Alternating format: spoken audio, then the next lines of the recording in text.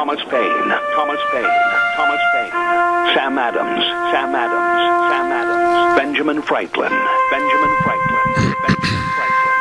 These men spoke up for what they thought was right. From their courage came such documents as the Declaration of Independence and the Constitution of the United States.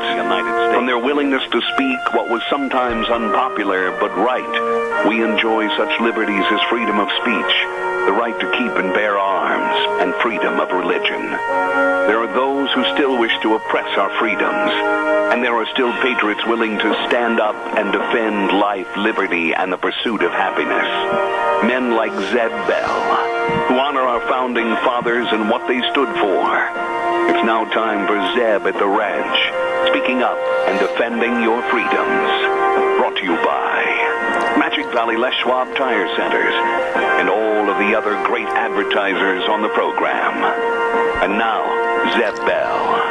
I woke up this morning to realize that Nancy Pelosi has been anointed Queen of the United States. All hail the Queen. My grandmother would say, ay, ay, ay, ay, ay, the mess that we're in. Here comes Kate Smith, God Bless America, followed by a Patriot. Please call in, Patriots, with our Pledge of Allegiance. Good morning.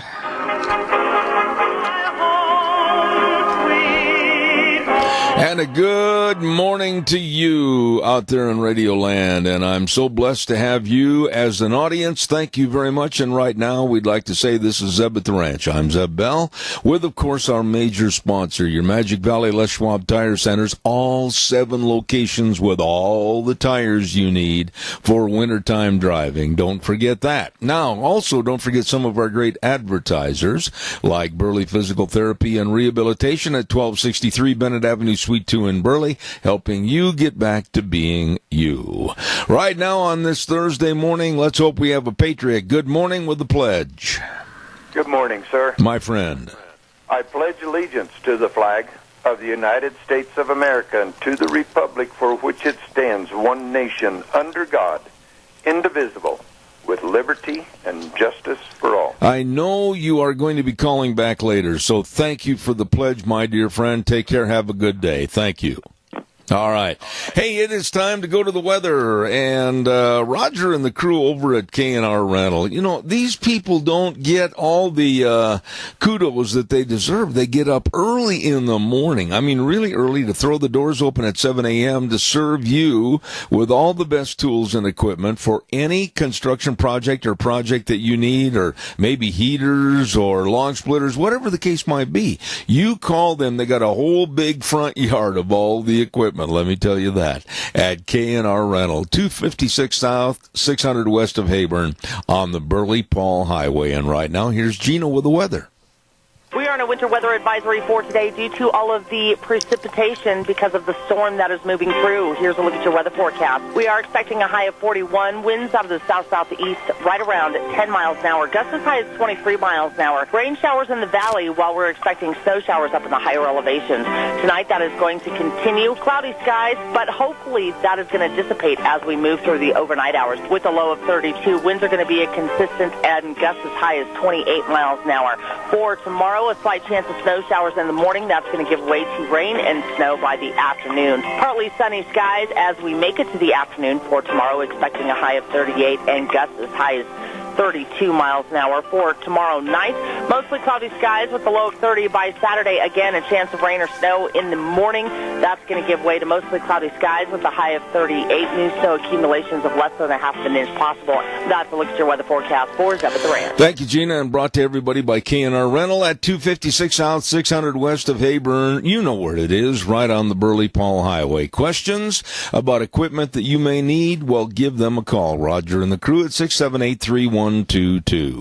Merv May, come on in here.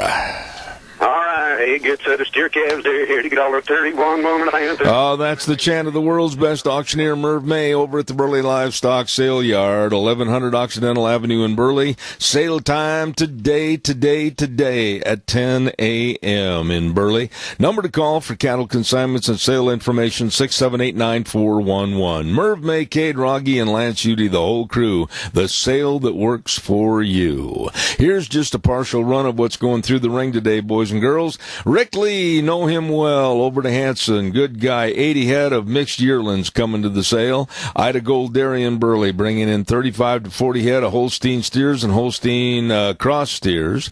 Butcher cows from P-Bar S Dairy, Antelope Hills Dairy, Acme Dairy, Funk Dairy, and they're expecting a good line of trailer line cattle coming on in. So don't forget, 10 a.m. starting time. Burley Livestock Sale Yard, today, sale day at 10 a.m. Don't you miss it. Merv, sell those steers. All right, good set of steer calves there, here to get $1.31, $1.30, $1.5, $32, $2.5, $3.5, $1.34, $4.5, $5.5, $1.30, $5.50, $1.35, $1.5, selling $1.35. Zeb Mel, get the bottom again. Thank you, Merv, and I also want to remind everybody about my dear friends, and we'll be talking to Rita later on this morning, and that's, of course, our dear friends at Ramsey Heating and Electric. They have been with us for a long time. I've got a lot of respect for them, their ability, and their service to you for over 6 decades. Over 6 decades. All your heating, cooling, and electrical needs at Ramsey Heating and Electric, 2600 Overland Avenue in Burley. And they also get up early in the morning to serve you, starting at 7:30 to 5 Monday through Friday. 678-0459, where they provide warm winters and cool summers. Ramsey Heating and Electric. You know, this morning, I'm beyond upset and mad at the way our country is being fragmented and torn apart by factions that think they are bigger than we the people and our Constitution.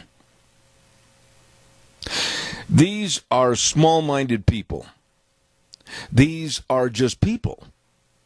And we, the people, need to step up to the plate and start swinging that Hillary Bradsby baseball bat and saying enough is enough.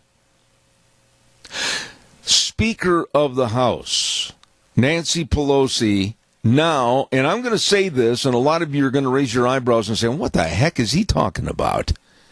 Speaker Nancy Pelosi is in control of the United States. Speaker Nancy Pelosi is playing Donald Trump like a stringed puppet, or so it would appear. She has stated and said, no, there will not be a State of the Union on January 29th. I canceled it. This woman is one of many of the Democrats that hold office and absolutely think they are kings and queens and lords over their constituents. They need to be drummed out of office. I have got so many stories from verified sources this morning. One being from Secret Service itself. The Secret Service was never contacted by Nancy Pelosi's office or any other Democratic congressional leadership regarding their ability to protect the president, members of the administration, and Congress during the State of the Union. Key words: never contacted. Pelosi made the decision unilaterally without contacting the Secret Service or the Department of Homeland Safety and Service and Security. Multiple DHS officials and Secret Service veterans have said that Pelosi is not being truthful in her claim that the Secret Service is incapable of protecting the president during the State of the Union. This is complete garbage. And former Secret Service agent Dan Bongino said that Pelosi owes the Secret Service an apology and that the shutdown has nothing to do with the agency's readiness. This is pure politics. This is pure hatred against Donald Trump, and yes, you and I. If we are Trump supporters, Republicans, and conservatives. This is nothing more than an evil, evil, evil plot by the Democrats to take over power before they even have to win an election.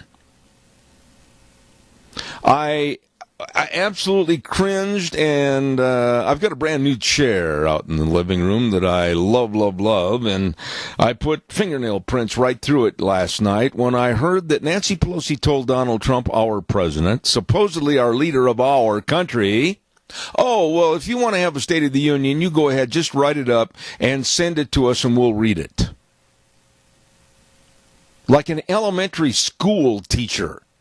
Send your report, lay it on my desk, I'll read it, I'll grade it, and you'll hear from me. This is a low, no-class woman that has overexceeded her bounds and needs to be taken out of office. Caller, I'm going to ask your indulgence. I'm going to pay one bill, and I'll be with you. Don't forget our friends at Burley Physical Therapy and Rehabilitation at 1263 Bennett Avenue, Suite 2 in Burley. Don't forget they're absolutely serving you with the best of exercises and, of course, getting you back to being you. Nick Greenwell and all the number one physical therapists there really know exercises and the use of the hydrotherapy pool. All of this and more, I urge you to call the number 678-1191. 678-1191. Burley Physical Therapy and Rehabilitation at 1263 Bennett Avenue, Suite 2 in Burley. Caller, good morning. You're on the air. Good morning, Seth. You know that I don't know if you're on a speakerphone. Hold on a second. Are you using a speakerphone? Yes. Don't. I can't hear you. Okay. All right. Can you hear me now? Yes. Okay. The Congress don't know where to get their money at. Why don't they try to take it out of their pension fund? They sure took it out of our Social Security when they needed it. Yeah. You're a veteran, and I highly respect you and your service to America and everything you've done to help this program, my dear friend George. But now, honestly, and I'm not going to mince any words this morning, and I don't expect you to either.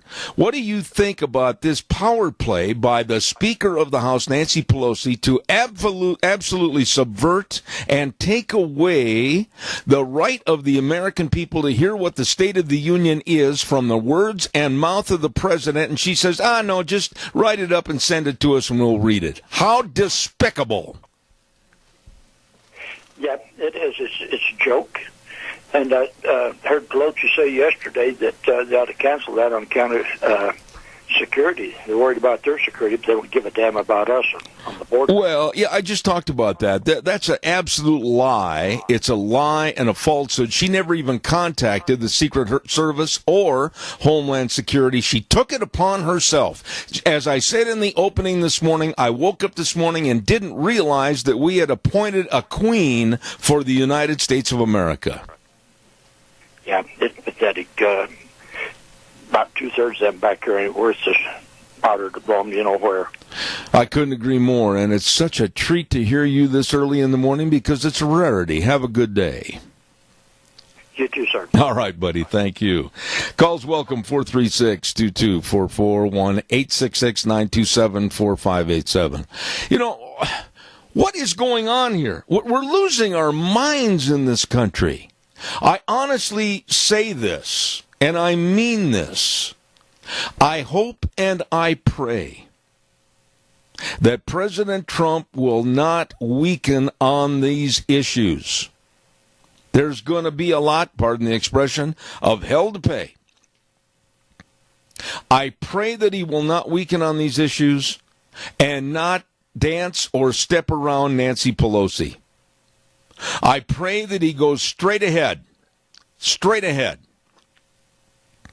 And if someone is in the way, step over them. This has got to stop. You and I have every right to listen and appreciate What is or is not going on in this country with the State of the Union address from the House chambers. And this absolutely evil, vile woman, Nancy Pelosi, to which if you try to get a hold of her or leave a message for her, that's not going to work because the phones absolutely are jammed and jimmied to the point where you can never get through. She is despicable. Caller, good morning. You're on the air. Well, I guess they didn't want to wait 10 seconds. Calls are welcome, 436-2244, 1-866-927-4587. Denny's Restaurant, don't forget, at 611 North Overland in Burley. Oh, breakfast, lunch, and dinner anytime, all the time. Delicious, great, great people serving you. And boy, talk about the menu choices, the new menu items. I'm telling you, all the burgers and everything else, absolutely phenomenal. Stop over there, and we're going to be stopping over there next Thursday for our lunch bunch on the 24th, and we urge you to be a part of it. Come on over. Starts at 11:30. And this is all at Denny's Restaurant, 611 North Overland in Burley, America's Diner. And they've got another location, too, at 291 Pole Line Road in Twin Falls. Denny's Restaurant, America's Diner. Callers are welcome and appreciated. You know, I hope that you're as upset about this as I am. I hope you understand and appreciate how dangerous this woman is. And House Speaker Nancy Pelosi told reporters last evening, that she doesn't, here's the words, and I'm not making these words as my injection into the story. These are her words. She doesn't care. Let me repeat those words. She doesn't care if the Secret Service said it was prepared. She doesn't care. She said, I'm not going to allow the president to give the State of the Union address from the House chambers. Since when did we anoint Nancy Pelosi as queen? What in the heck is the matter with us? Caller, good morning. You're on the air. Good morning, sir. Yeah, she's overstepping her bounds. She is digging a hole that President Trump's going to throw some dirt in on top of her, and she'll be done. Oh, no, wait a minute, Doug. And Wheels, you got to ride the game, buddy. You know as well as I do, and I don't mean to correct you, but it's not just her. It's the Democratic Party that is overstepping their bounds, and they're making a mockery out of our political system, and they're doing everything out of a hate Trump movement not to work for the American people. Let's call it what it is. The Democrats are absolutely worthless in serving their constituents. Yes, and they've overstepped their hole, and Nancy Pelosi and crying Chuck Schumer is the head of the snake. You cut off the head, you will kill the snake. So you bury Pelosi and Schumer and show the American people how wrong they were to take this stance. And that's going to be the end of the Democrat Party. It's going to be the end of the old guard of Pelosi and Schumer and obstruction. Well, one can only hope and one can only pray. But, Doug, am I wrong? Be honest with me. We've been good friends for a long time. But am I wrong in saying that it almost appears like in the last 60 days, that there's been an assumption of power, and the American people being so naive because of these absolutely stupid, ludicrous media stories, that there's been an assumption of power by the Democrats, especially Speaker Pelosi, and she's running the whole show. Yep, she wants to. She really wants to, but she's going to find out, because President Trump is a smart man. He did not get to where he's at in status in this world by just being some dummy that can be pushed around. Okay, but here, answer this part of it then. Then why aren't the Republican congressmen in the House absolutely standing out on the steps this morning and yelling and screaming in outrage to any and all that will listen, whether it's the New York Times, the Washington Post, ABC, I don't care who it is, and absolutely saying this is ridiculous, she is a power monger, she's got to be stopped. Where do you hear their voices, my friend? You don't, because they're part of the swamp. They know that President Trump will come in there and show problems can be solved. Things can be fixed without kicking the can down the road. So it will show that their last 30 years of them saying they're going to do this and do this and do this, and here a president comes in 2 years does it. It shows them irrelevant. Yeah, well, gee, that they have lied to the American people to line their pockets. Where, by the way, tell me, I'm listening. I've got a phone line that I'm not getting any call. Where is Mike Simpson, our illustrious congressman? Where's he standing up and yelling? Pardon me, just a minute. I got to see if I can hear him. No, I don't hear his voice. Where's Crapo? Where's Risch as senators? Where are they? Please tell me why they're not voicing total outrage at this. That's it. I don't know where Simpson is. I haven't heard from Simpson since just before the election. Oh, gee, me neither. I heard a word from him, and that was from his advertising committee. That wasn't from him himself. Yeah. I have no idea if he's even back in Washington, D.C. He might be in Puerto Rico, laying on the beach. Well, what I'm trying to get at is, are we this far stuck in the manure? And that's what it is. That our representatives are going to lay back and just absorb this like a big sponge? Why aren't people outraged? What about their constituents? You know, the other day you and I were talking about calling, whether it's Pelosi or whether it's Chucky Schumer's office or whatever, or for that matter, any politician. And you're always geared to a line that says they'll record your message, and in most cases, the tape is full or it's not even working. What an asinine thing to tell the American public to get involved in politics and tell their leaders what they want when you can't get a hold of them. Exactly. They work for us, and the American people need to demand that. I called the White House line, and it is, you can't leave a message or talk to anybody because of the shutdown, but they give me an email address. And I sent an email to the President of the United States, and I told him the American people is behind you, and we stand with you on what you're doing for this wall, and thanked him for what he has done for this country, and also put a statement in there, may God bless and protect you and your family. Well, and I don't want Nancy Pelosi in any way, shape, or form. None. Nada. I hope I make my point clear. To have any overshadowing of my life as an American citizen. I detest the woman.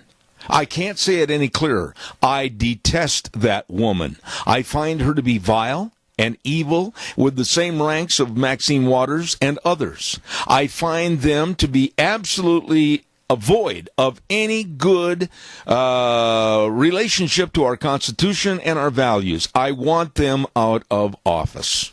Yes, I want them to do what they swore they was going to do when they took their oath of office. Yeah. And that's to protect the American people when they are not. They're protecting big government, big business is all that they're protecting. They're protecting the lobbyists that's lining their pockets.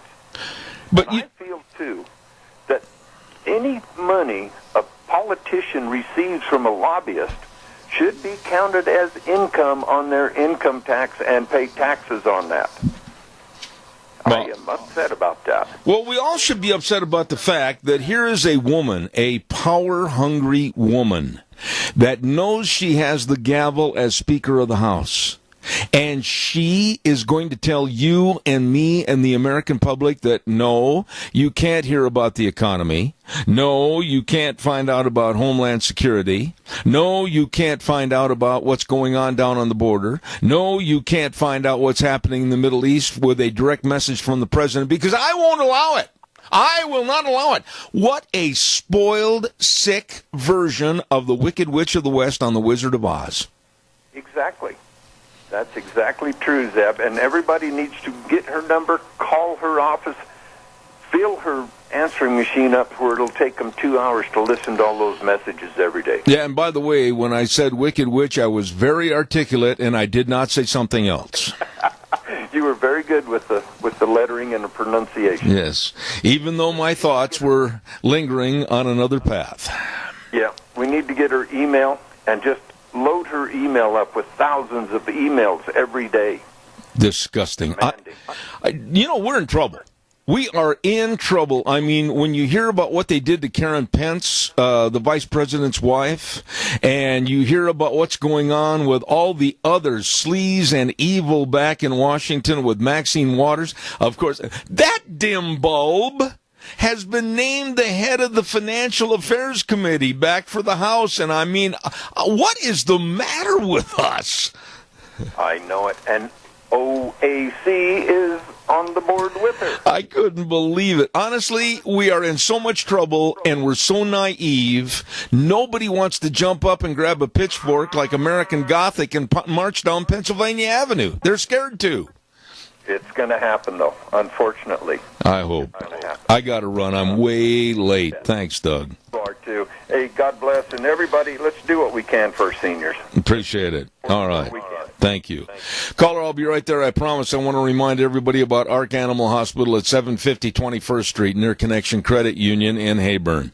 Number to call, 678-1177. And believe me, they care. They care about the health of your animals. Whether you got itty-bitty kitty cat or a great big bunch of dairy cattle, they care. Absolutely. Dr. Bill, Dr. Jordan, the whole staff, excellent in serving you and your animals. So get a hold of them today if you've got a problem, 678-1177. They do have, yes they do, the warm hearts for the cold noses at Ark Animal Hospital. Caller, good morning. You're on the air. Go ahead, please. Yeah, you know, Zeb, it really upsets me when they talk about stopping the president talking. It just don't make any sense. We've got 500 and some Congress people that are probably the best protected people in the world, and about 99% of them are corrupt. We pay $500 billion for their solar projects that went bankrupt. They take the money and run, and the American people pay the bill. There's just one thing after the other that's wrong there, and they keep letting them get more. I agree. I think this money that they get from, you know, excuse me, my voice is going real bad. They get from, I can't think of the word, people that pay them to... Lobbyists? Are you talking about lobbyists, Jerry? Sorry. Jerry, are you talking about lobbyists? I am talking about lobbyists. Okay. I think that should be counted as income, and it should be deducted from the salary they get as a senator. Well, in other words, if they get $1 from a lobbyist, it should come out of their salary. Absolutely. They get paid for doing the job they're doing, because they aren't doing a job. They're just ripping people off. I don't think they do anything that's really any good anymore. I think this government is so corrupt, so rotten, that it's just a disgrace to the world that it even exists. I couldn't agree more. Jerry, I appreciate it. And by the way, today, tell me if I'm wrong, is not today the lovely day that you and your bride walked down the aisle many years ago and said, I do? Nope, tomorrow. Oh, darn, I thought I had it nailed. Sorry. And we're still walking down the aisle. All right, my friend. God bless you. I'll take that back. I rolled down the aisle. She walked. Okay. Have a great day. Thank you, Jerry. You too. Okay, bye. May the Lord bless you and your audience. He has, believe me. Calls are welcome. I really don't understand why everybody isn't outraged over this.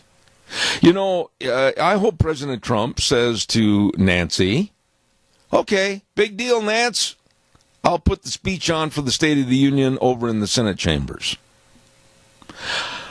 I have never in my life seen or heard the total disrespect that's going on for this presidency and this administration. Ever. No, nada. And where are the voices that we have elected condemning, let me say that word again, condemning what's going on? Now, I'll give you for instance, and I'm as blatantly honest to this program so that you know and you can check it out if you wish. I have condemned our politicians, our national politicians from the state of Idaho, for not following through and calling in to this program. Don't give me a line of baloney. Again, I'm watching my verbiage real close this morning. saying, oh, well, I'm too busy. I had all these meetings to go to, and I couldn't get this done, and I had to get this done, No. You voted them in so that you could hear what they are doing or not doing, following up on or not following up on back in Congress or the Senate. And to not let you know, that's a slap in your face and mine.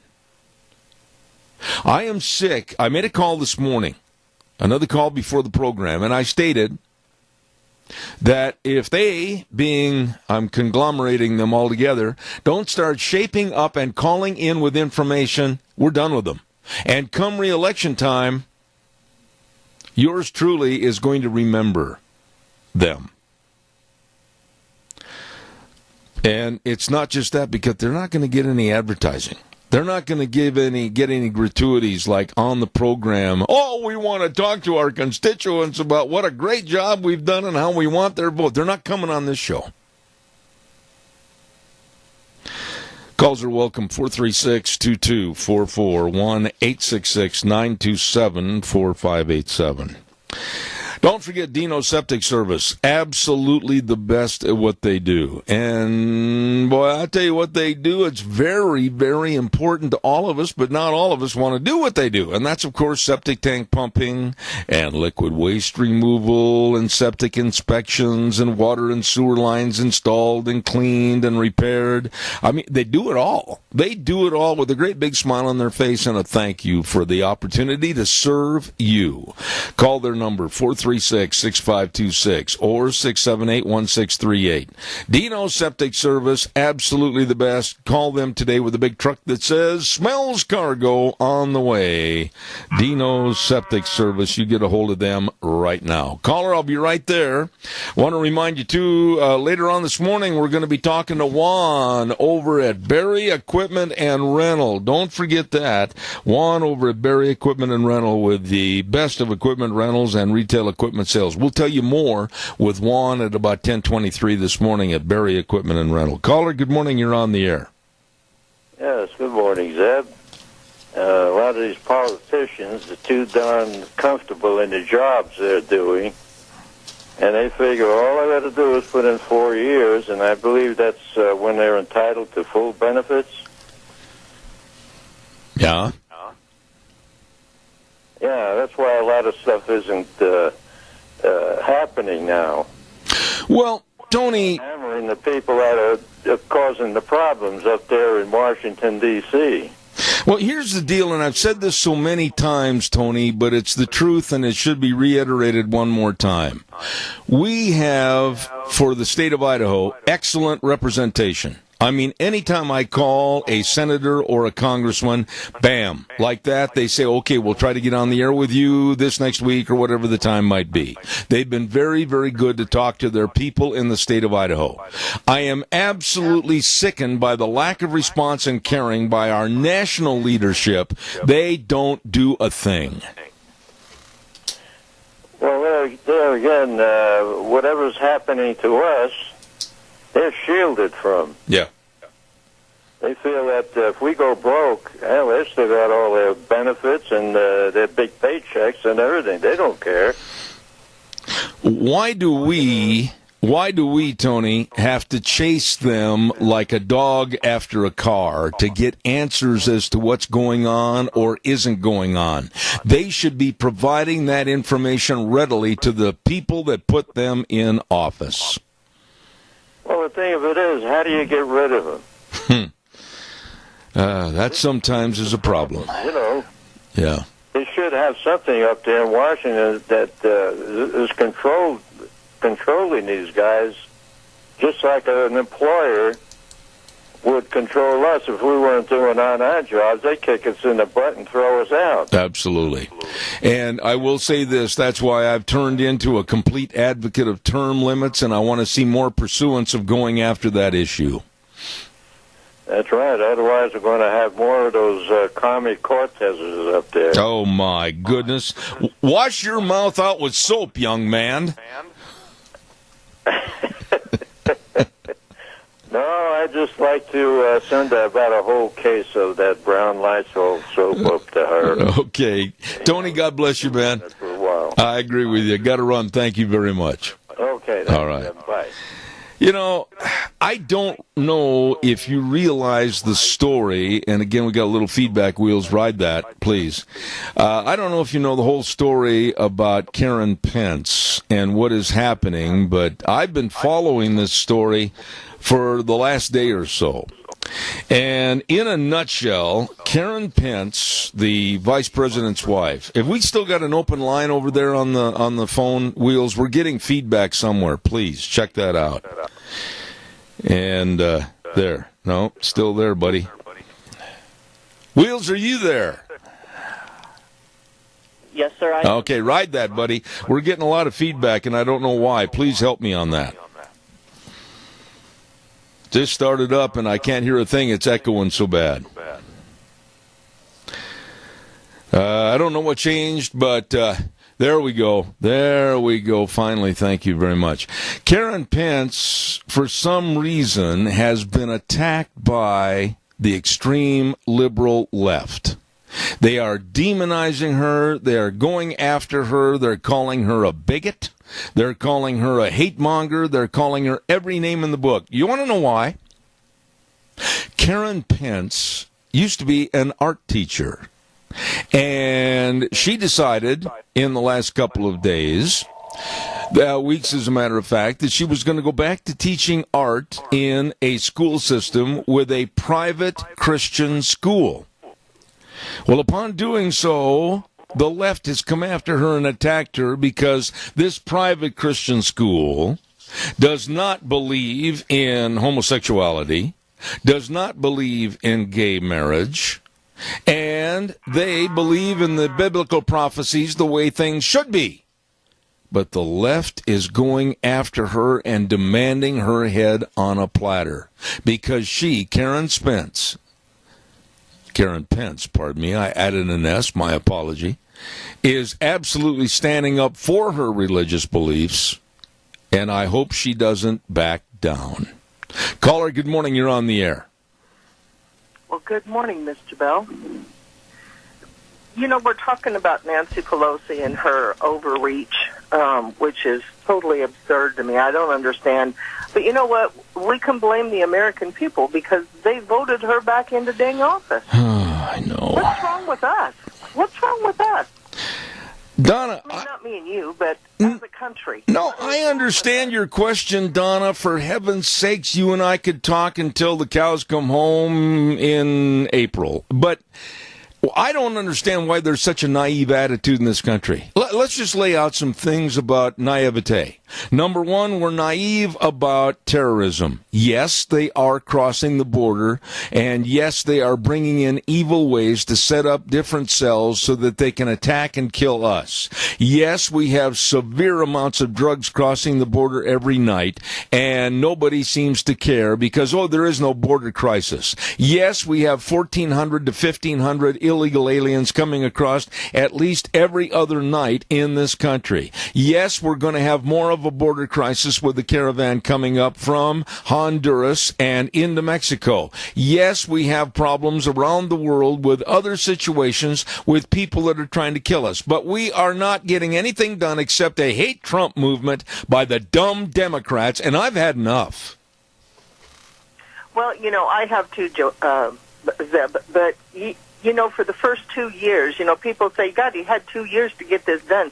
For the first 2 years, some of the Republicans fought against him. Amen. So we can't just blame the Democrats. I haven't on this program. Right. I have not on this program. I've singled out a lot of people from both sides of the aisle as being cowards, and they are. Yeah, no, I wasn't saying you did, but I mean, you know, we're sitting back and letting them say, well, you had 2 years to get this done. Well, he couldn't get it done because he didn't have his own party backing him. It wasn't until the Kavanaugh issue that they really got together and stuck behind him. And now most of them are behind him, but there are still some in the background trying to stab him in the back. And they've got this hate Trump thing drummed into their brains or their whatever they have, that they've got to take him out, regardless of whether it's good for the country, whether it's good for the people in this country, or if it's just I don't know what you call it. Well, let me ask you a question, Donna. Let me just ask you this question, please. One question. Okay. Let's talk about the Trump interrogation, if you will, by the Mueller investigation to find out any wrongdoing, evil doing, or any perhaps corroboration with Russia. Okay, let me ask you this. If the Mueller team has at its disposal the best of detectives, per se, the best of all the people that are sleuths to go through and study all the facts and find out if there was any wrongdoing, Donna G, don't you think after 2 years, my dear friend, they would have come up with something? Well, you would think so, but they keep going off to the left, or they keep taking that left turn. They've gotten away from the initial issue, and they're on a hunting expedition to find any possible thing they can on Trump. They're trying to. He is not a Russian spy, for criminy sake. He's an American citizen who wants to get America back to what America stands for. They're trying to, in my opinion, and I'm going to say this and stand behind it. Right now, they're trying to create a crime, not try to solve a crime. I'm right there with you, my friend. God bless you for your call. Thank you so much. You betcha. All right, thanks. Caller, I've got to get a weather forecast on, please. That means you have to stay on hold for about 60 seconds. Don't go away. Want to remind everybody about Mount Harrison Audiology and Hearing Aids. Good heavens, they are the best, right behind the Minidoka Hospital, across from the emergency room, with all the hearing options to help your hearing health needs. Absolutely. 3 great doctors, Dr. Pickup, Dr. Mitchell, Dr. Hunsaker, serving you. The only thing you've got to do is take the initiative to call them, make an appointment. 312-0957. 312-0957. Mount Harrison Audiology and Hearing Aids. And right now, here's Gina with the weather. We are in a winter weather advisory for today due to all of the precipitation because of the storm that is moving through. Here's a look at your weather forecast. We are expecting a high of 41, winds out of the south-southeast right around 10 miles an hour, gusts as high as 23 miles an hour. Rain showers in the valley while we're expecting snow showers up in the higher elevations. Tonight that is going to continue. Cloudy skies, but hopefully that is going to dissipate as we move through the overnight hours. With a low of 32, winds are going to be a consistent and gusts as high as 28 miles an hour. For tomorrow, a slight chance of snow showers in the morning. That's going to give way to rain and snow by the afternoon. Partly sunny skies as we make it to the afternoon for tomorrow, expecting a high of 38 and gusts as high as 32 miles an hour. For tomorrow night, mostly cloudy skies with a low of 30 by Saturday. Again, a chance of rain or snow in the morning. That's going to give way to mostly cloudy skies with a high of 38. New snow accumulations of less than a half of an inch possible. That's a look at your weather forecast for Zeb at the Ranch. Thank you, Gina. Go to the best that really can help find the best treatment options in case you're having problems with your hearing health. Please call them today, and that's Mount Harrison Audiology and Hearing Aids. The number, 312-0957, bringing you the weather for this hour. Caller, good morning. You're on the air. Go ahead, please. Good morning, Zeb. Rain is sure a lot easier to shovel. Yeah, well, I know that's true, but quickly, Adrian, I'm almost out of time for this hour. Make your point, please. Okay, I won't take much time. But, Trump has been not an establishment type. He has derailed the New World Order crowd, the elitists that want a one-world government under United Nations, it looks like. And we're getting all of this stuff from the UN, refugee program, the Common Core. You name it, it comes from the Agenda 21, of course, basically control our lives. But he was not the one that they wanted. And if you can imagine, if we had gotten Hillary, we would have had 2 liberal judges. Oh my! Ruth Bader Ginsburg would have, retired, and she may be forced to do that because of her health issues. But anyway, Zeb, we've got to stand behind Trump and keep support him, because if they force him out for any reason, And, our country's totally doomed. If we'd gotten Hillary in there, I mean, this country was toast. Oh, my. God's given us one more chance to, get it right, but we're not doing a very good job of becoming ups. We've got to get more people involved and get on those phones, emails, whatever, text messages. We've got to get the attention of our elected people, because they are just falling prey for all of this stuff, and unfortunately the Republicans in many cases are just gutless, and they want their salary, and that's about it. I agree with you. Adrian, I got to get another commercial break in, but I want to tell you, you're spot on that we've got to make people's voices heard. I don't care what it is, standing in the city square, on the courthouse steps, calling into the radio, whatever. We've got to tell everybody how displeased and absolutely teed off we are at a lack of response to we the people. Thank you for your call this morning. I appreciate it. Yeah, you bet. Thank you. Absolutely. Don't forget Quality's Electronics at 1730 Kimberly Road in Twin Falls. Oh, my. Don't forget, they've got something really special going on over there with Dish Network. Yes, you can sign up. We've been with Dish, for 8-9 years. Wonderful, wonderful Dish Network, and you can lock in your price for the next 2 years. Lock in your price. And listen to this. Get local installation and service, plus if you mention my name, Zeb Bell, Zeb at the Ranch, you'll get an extra $50 credit on your first bill. Woo! Yeah, get a hold of them today. I love these folks. Quality's Electronics, 1730 Kimberly Road in Twin Falls. Number to call, 733-4910, Quality's Electronics. Calls are welcome and appreciated. 436-2244, 1-866-927-4587. I just think that the State of the Union is much, much too important. All of us should watch it. All of us should listen to it. Maybe not all of us will agree with it. Maybe not all of us will have the same final thought as to what the outcomes of what the Trump administration have done over the last 2 years. But we, the people, absolutely deserve to hear it when it is scheduled, and not disseminated to us from the office of Nancy Pelosi after she's read it and, I think it's good enough, we'll just pass it out, or try to maybe dilute some of the effect of the speech. This woman is not queen. This woman is not president. God help us all. This woman is a power-hungry, nearly 80-year-old woman that should be at home rocking a cat. She has done so much harm to this country, and, to be honest, so much harm to the Democratic Party. But she has her followers, like sheep. Chuck Schumer, Dick Durbin, the list goes on and on. And then, of course, you've got the upstarts that want to turn the party even farther left. I mean, left turn, Clyde, look out. Socialists, Beto O'Rourke, Alexandria Ocasio-Cortez, Elizabeth Warren, Kirsten Gillibrand.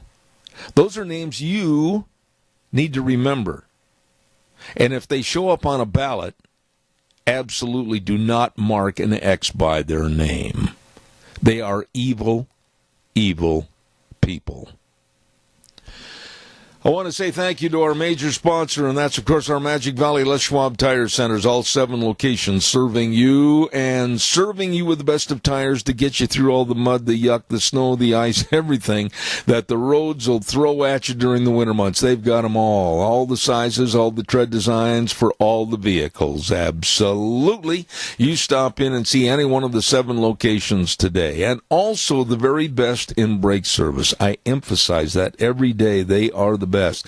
And, of course, front-end alignment, shocks and struts, batteries, all of this and so much more with people that really know and people that really care. Lane and Rupert, Dave on Blue Lakes and Twin, Mike and Buell, Mike and Jerome, the Twist family in Paul, Daniel on Poline in Twin Falls, and Randy on Overland in Burley, the best. Your Magic Valley, Les Schwab Tire Centers, serving you. Thank you for your calls this hour. Thank you very much. And coming up next hour, we've got the Chamber Report with Sarah Seymour. And then at 9:30, we have Rita coming on the program, Rita Ramsey. And then later on this morning, we're going to have Dr. Warren Farrell. And boy, he is going to tell it like it is about the denigration and the destruction of the male gender. And it's true. It's happening. And all of that, including, of course, Cache County School Days, Business Salute. We got a whole bunch to take care of for the rest of the morning, and we urge you to stay tuned right here to Zeb at the Ranch. Wheels, take us up to news.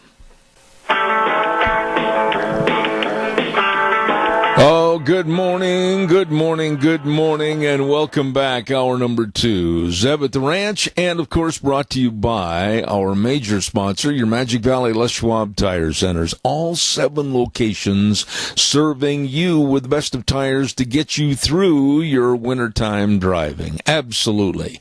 And of course, don't forget to some of our great advertisers like Burley Physical Therapy and Rehabilitation at 1263 Bennett Avenue, Suite 2 in Burley, helping you get back to being you. Right now, I want to remind you about great new business, relatively new, called Minnecasia Hearts for Seniors, and it was all implemented and put together. Holly Rowe, thank you so much. And it's geared towards seniors that want to stay at home. That's right, they want to stay at home, but maybe they might need a little help with daily tasks, or maybe meal preparation, or maybe some light housekeeping chores, whatever the case might be. That's where Minnecasia Hearts for Seniors comes into play. Located at 135 East 23rd Drive in Burley. Don't forget the number, 312-5715. Again, I'll repeat it, 312-5715, Minnecasia Hearts for Seniors. And while we have just a moment, I also want to mention about a very, very good friend of mine, his family and staff over at Hanson Mortuary. You know, they're there in a time of need. They are there to serve you always with the highest ethical standards, with unquestioned integrity. It's a really difficult time for a family when there's the passing of a loved one, and they want to be there to serve you. Hanson Mortuary at 710 6th Street in Rupert. The number to call to find out information, 436-5636. I'll repeat that number again, 436-5636. Joel Heward and Hanson Mortuary. And don't forget this, Joel Heward also serving you at Morrison Payne Funeral Home on East Main in Burley. Oh boy, it's that time. Hang on, buckle up. It's going to be a wild ride. Here comes Sarah at the Minnecasia Chamber of Commerce. Good morning. Good morning, Zeb. How are you today? I'm pretty good. You know what I'm going to do for you today? What's that? I'm going to give you a little extra time so that you don't have to go cruising at 90 miles an hour, and you just tell us everything you want to tell us. Oh, that's wonderful. Thank you so much. I appreciate it. Well, we're going to start off. We are 1 week away from our annual installation banquet sponsored by D.L. Evans Bank, and it's going to be next week, January 24th, 2019, at the Best Western Burley Inn and Convention Center. We're so excited about this event, Zeb. It is going to be so much fun. The doors open at 6 p.m., and I'll tell you what, when I was a guest there last year, people were lining up in the hallway to get in line to go get their table seats. It's so much fun. We have businesses from all over our Minnecasia area that sponsor tables, and they put their swag items at every seat, so every person who comes gets to take something home with them. It's so great. We're also I am pleased to announce. Let me stumble over my words a little bit more. That we have gone ahead and awarded our community awards that we will be giving out at our installation banquet. I would like to recognize our Business of the Year, Right Physical Therapy here in Burley. Our Boss of the Year, Jeff McCrae from McCain Foods. Our Community Volunteer of the Year is Lyndon Moss. And our Distinguished Agricultural Leadership Award is going to be presented to John A. Burt Stevenson. So we're so excited that we're going to be able to award those next week at our installation banquet. So if you're interested in coming and getting a ticket, you don't have to be a member to attend, but tickets are available in our office. You can either call or email to get those reserved. At this banquet, we're also going to be installing our 2019 Board of Directors. And I'll tell you what, Zeb, these people do not get recognized enough for all of the volunteer work that gets put in for the Chamber. It's completely volunteer, and they take their time every month, and the executive board several times a month, meeting with me and just working on different things in the community. So we're going to be installing our 2019 chairman, Stephanie Curtis from Intermountain Casual Regional Hospital, our first vice chairman, Dave Westfall from Westfall and Westfall, our second vice chairman, Melissa Aston from McCain Foods, and our past chair, Chris Siebold from United Electric. And again, I just want to thank all of our board of directors. They're my bosses, but I'm so pleased to be able to work with 12 different people that represent all of our businesses and area in the Mini-Cassia area. It's just been a pleasure, it truly has. Well, let me ask you something there, Sarah, just for a second. I put the headsets down for just a quick moment, and I may have missed. What is the special recognition and award that my dear, dear friend Bert Stevenson's going to get again? Absolutely. He will be receiving the Distinguished Agricultural Leadership Award. Absolutely. So we opened these up for our whole community to nominate for these awards, and I'll tell you what, Bert got several different nominations, and we are super pleased to be able to present him this award. Well, he has been a friend of mine for years and years, the most humble, kind man I've ever met in my life, and well-deserved, well-deserved. I agree. We're very excited to be able to do that.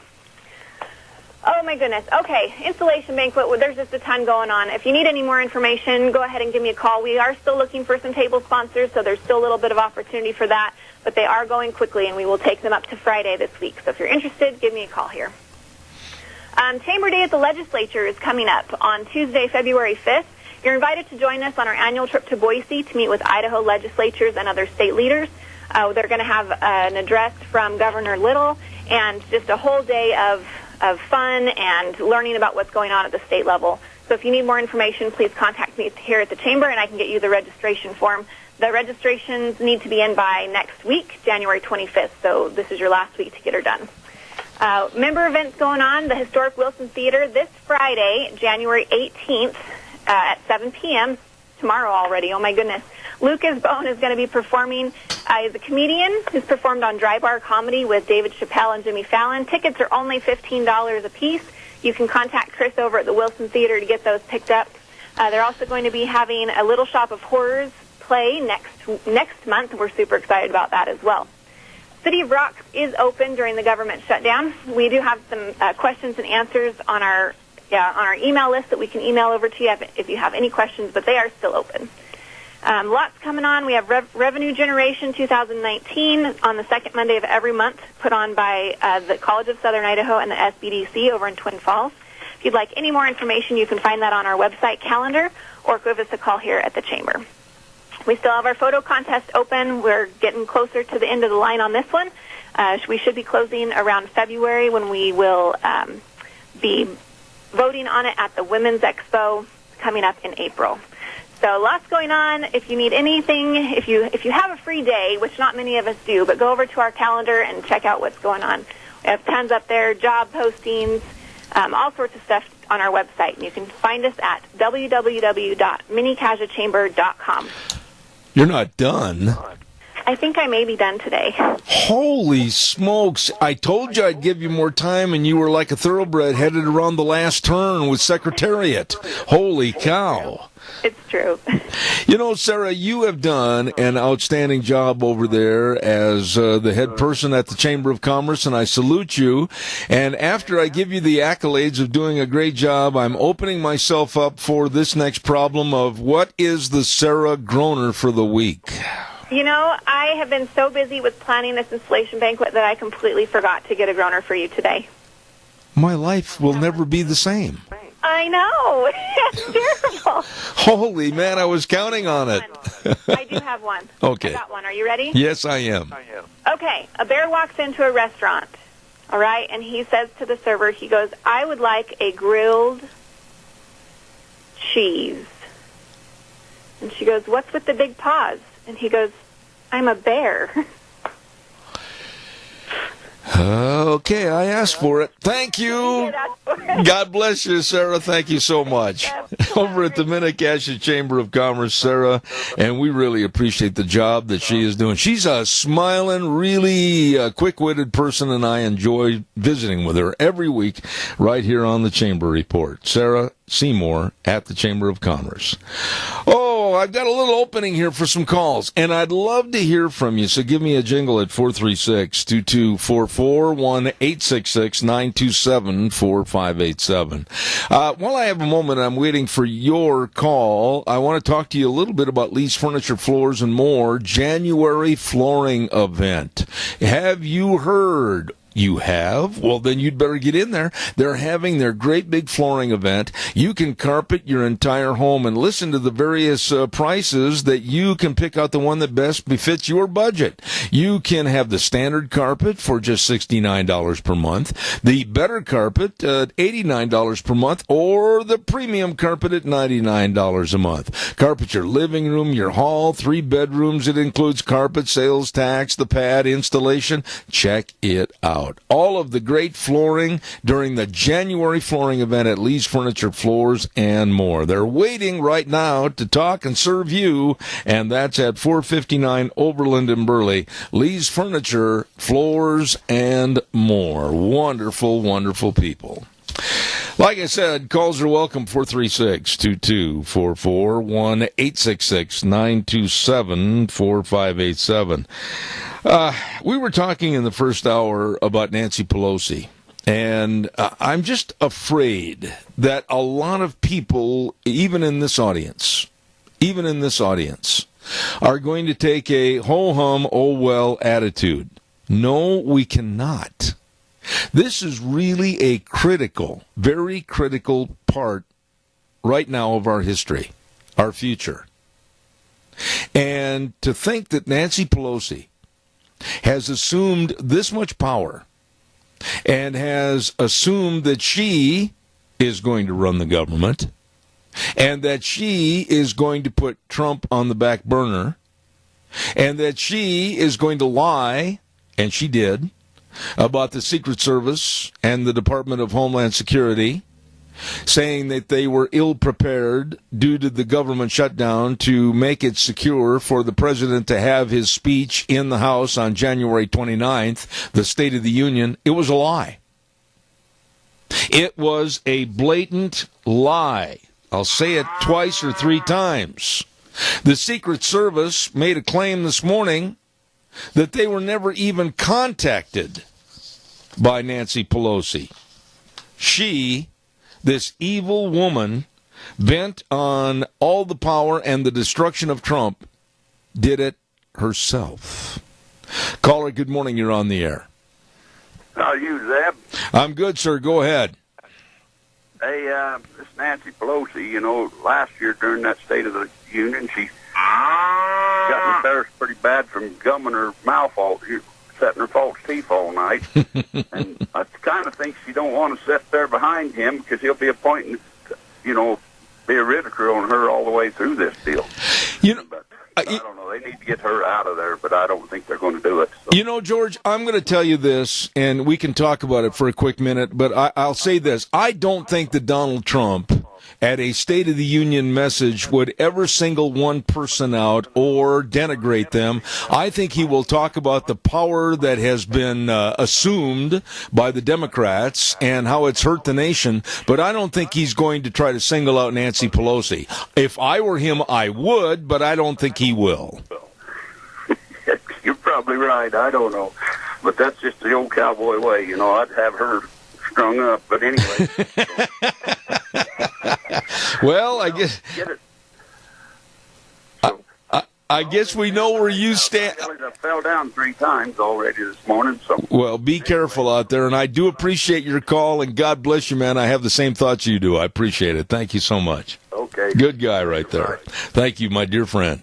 Caller, I'm going to ask you to stay on the line with me just a moment because I want to tell everybody about Let's Ride. Oh, boy, have they got a lot of fun things going on over there. You like the snowmobile? Well, maybe you need a new one, or maybe you need a brand new one that you've never had before. You've never been into snowmobiling. Well, stop over and see these people because they've got all of them on display in the showroom. What a showroom. Everything's there. And they've got a super accessory department and everything. They're open Monday through Friday, 9 to 6, Saturdays, 9 to 4. Let's ride 270 Highway 24 between Rupert and the World, serving you. Oh, and by the way, for the four-wheelers, they got all the snowplows, too. I know I got one. Love it.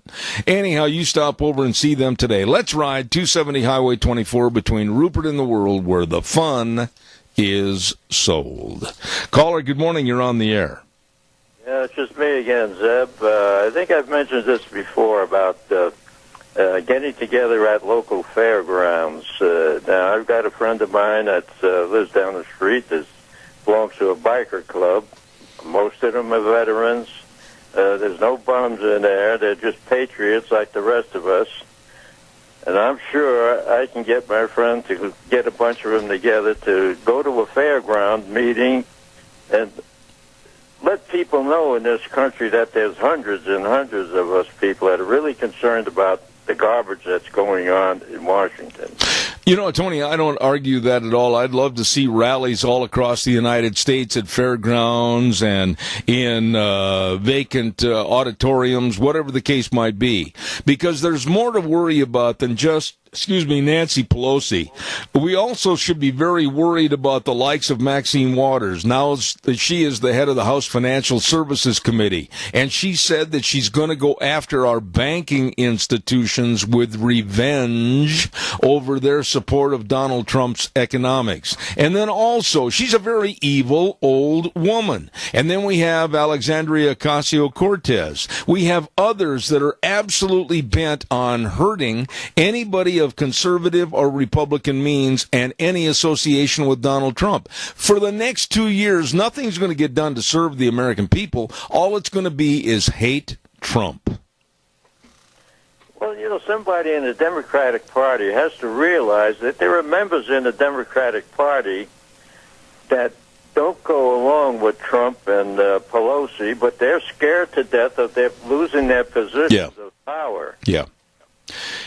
It's the old CYA theory that they're so afraid that if they speak out, they might not get reelected. Basically, and I don't mean this in all cases, but basically a lot of politicians are just nothing more than lazy cowards.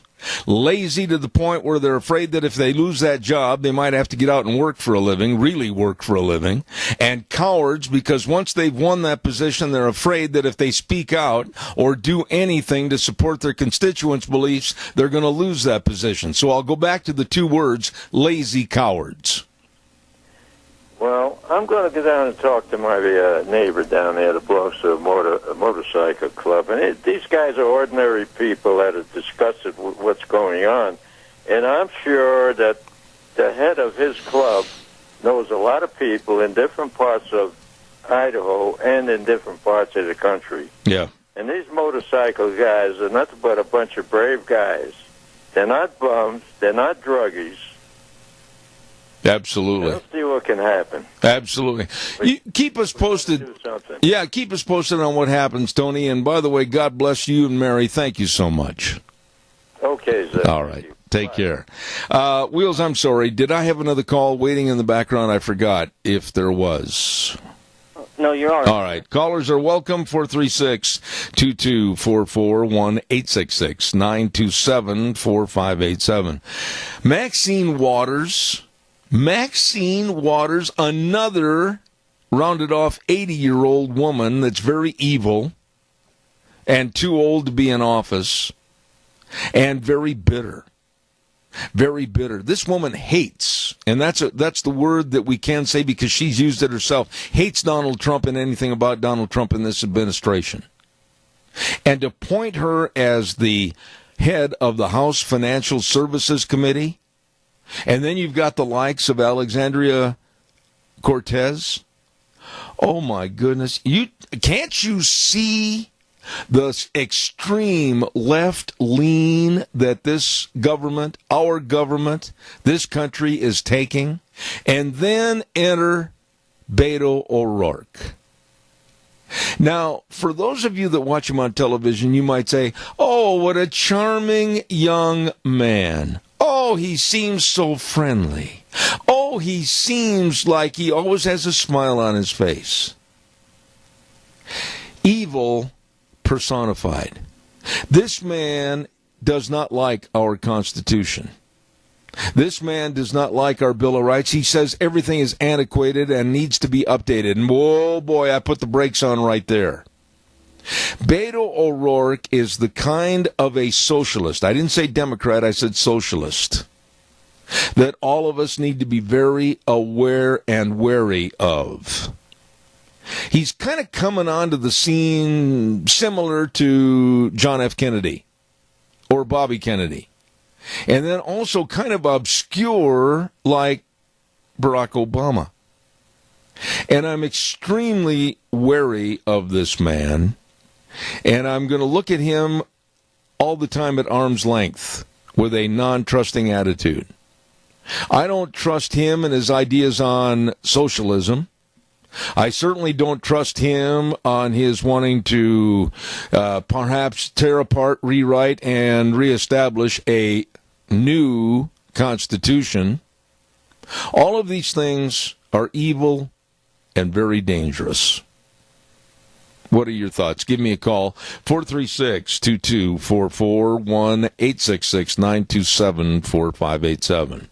Don't forget, for all your life insurance, health insurance, retirement planning, and employee benefits, yep, I know the place that you should call. Make an appointment, Cameron and Siemens Insurance, Highway 24 in Rupert. Number to call, 436-4424. Very, very dedicated and responsive to your needs, serving you. Cameron and Siemens Insurance, Highway 24 in Rupert. Once again, that number, call today, 436-4424. I got time for one more call. Oh, I've got to get this in here real quick while I'm waiting for your call. And this lovely lady sent this to me. I just got it yesterday, I think it was.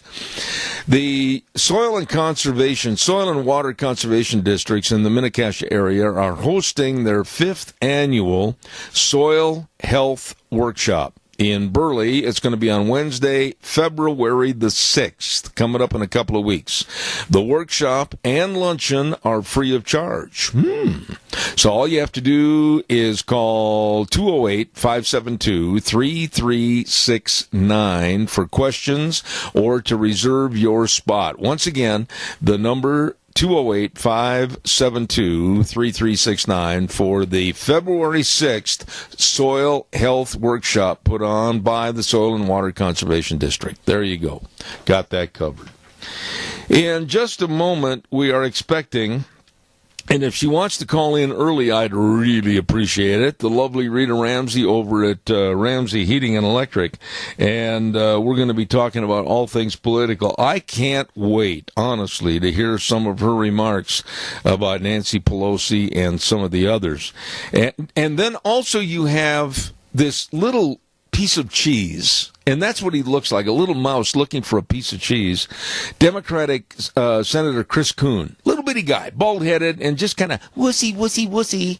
He said that he has to ask more questions of William Barr. You know, William Barr is in the Senate hearing right now to be the new AG.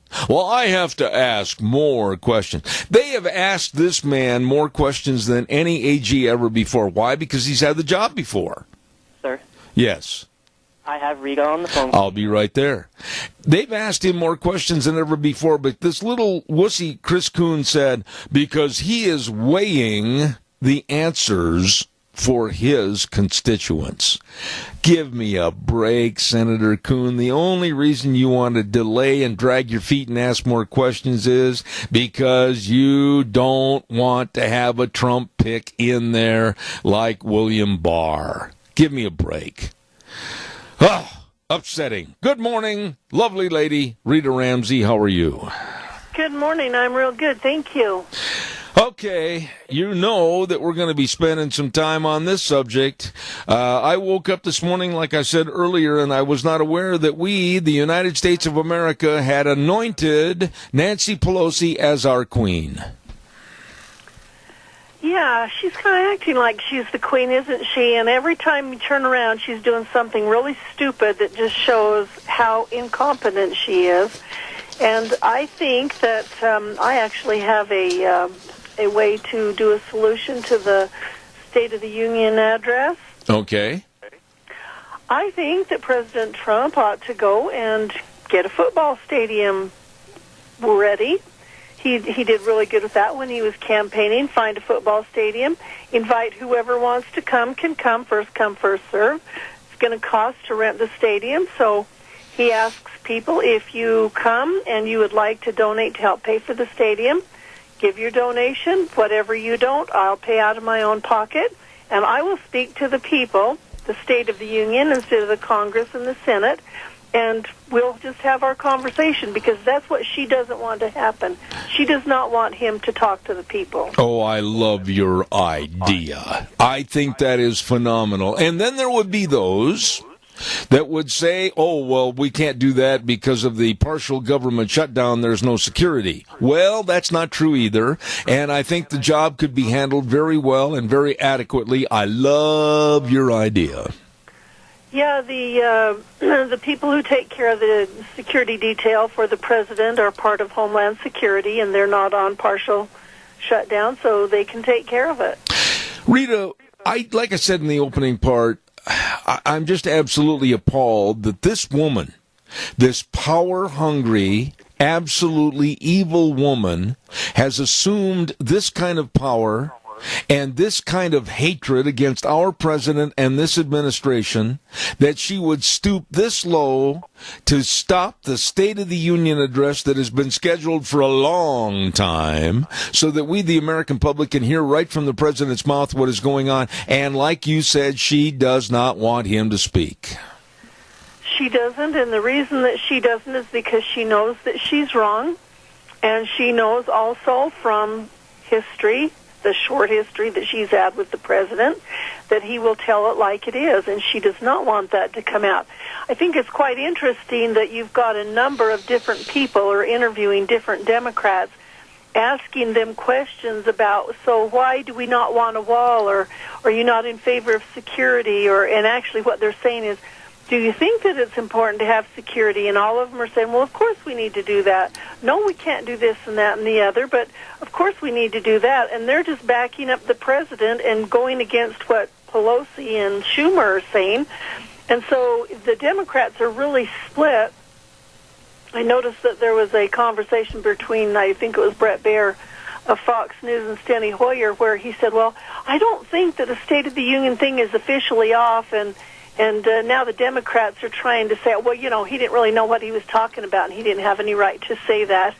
It's kind of like they're trying to walk back what he's saying now, and everybody's putting in their 2 cents worth, but what it all boils down to is they don't really want the president to have an opportunity to speak and give his deal. Let me ask you this, and you're probably going to look at the telephone and go, woo, that's kind of a wacky thought. But I guess I'll preface my remarks by saying, how? How did this woman get this much power, this much control, this much fear-mongering over other people, this much absolute Queen of the May attitude over our entire government without having something more powerful in a deep state issue that is trying to take over? How? Explain that to me. No, you're exactly right, and I think it all has to do with the connections that she has given them to stuff money into their pockets. You know, and so do I know, that she has made a fortune for her husband through different avenues that she's had available to her because she was a congressperson. And he has made a fortune, and she has opened up the lines for a lot of these others. And I know this sounds like a conspiracy thing, and I heard this on K-Bar's Conspiracy Thursday on Steve Mittens. That was probably a year or two ago, maybe even further, I'm not sure. But he mentioned, and he went into some details, and so they're out there, is that when these people come to Washington, they have people out there that are ready to snag them and get them into something so that they can blackmail them and get them onto their team. And and say, hey, if you don't do what we tell you to do, this is what we're going to do to you. And I honestly believe that's true. I heard an account of a deal that happened with our raw Labrador. Only thing is they couldn't get very far with him because he was a man with integrity, and he exercised his rights with the Second Amendment. But I think that a lot of these people go there and they think, I'm going to really make a difference, and then they get pulled into the swamp, and they get greedy, and they don't have the courage to stand up and say, that's not going to be me. I'm not going to do that. I'll stand up for what I believe in, and that's it. And I think that's why we see a lot of these people that kind of go backwards on the things that they were saying, and we'll all get along. And right now, I think it's why everybody is just sitting on their hands, holding their breath, saying, I hope nobody asks me any questions because I don't want to have to tell them what these people want me to tell them. I have to tell them what Washington wants. And so I think she's just kind of at the head of the deal, saying, I'm the most rich, and we can just get rid of you. Yeah, but wait a minute. There's more than just her, and I agree with the concept of the deep state because I've said it for a long time that when you get back on the Potomac, there's a lot of people that have their hands on your shoulder saying, oh, I'm sure you'll go along with us. And I've said that for a long time. However, there's more than just Pelosi. You have people like Maxine Waters that is absolutely come out many, many times. You've heard it. We've talked about it with her pure hatred against Donald Trump in this administration.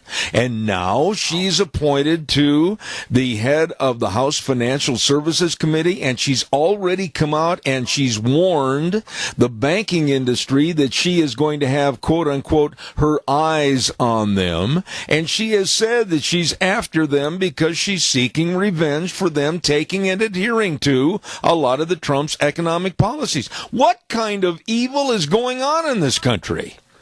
Well, that's just it. There is a lot of evil going on, and nobody's taking him to task. And until the Tea Party came along, and until Donald Trump came along, it was kind of like, okay, we'll all get along to go along, and we'll just be fine. We'll get along with you and go along with what you want us to do. And besides the fact that, those American people, they're just a bunch of idiots. They don't know what's going on.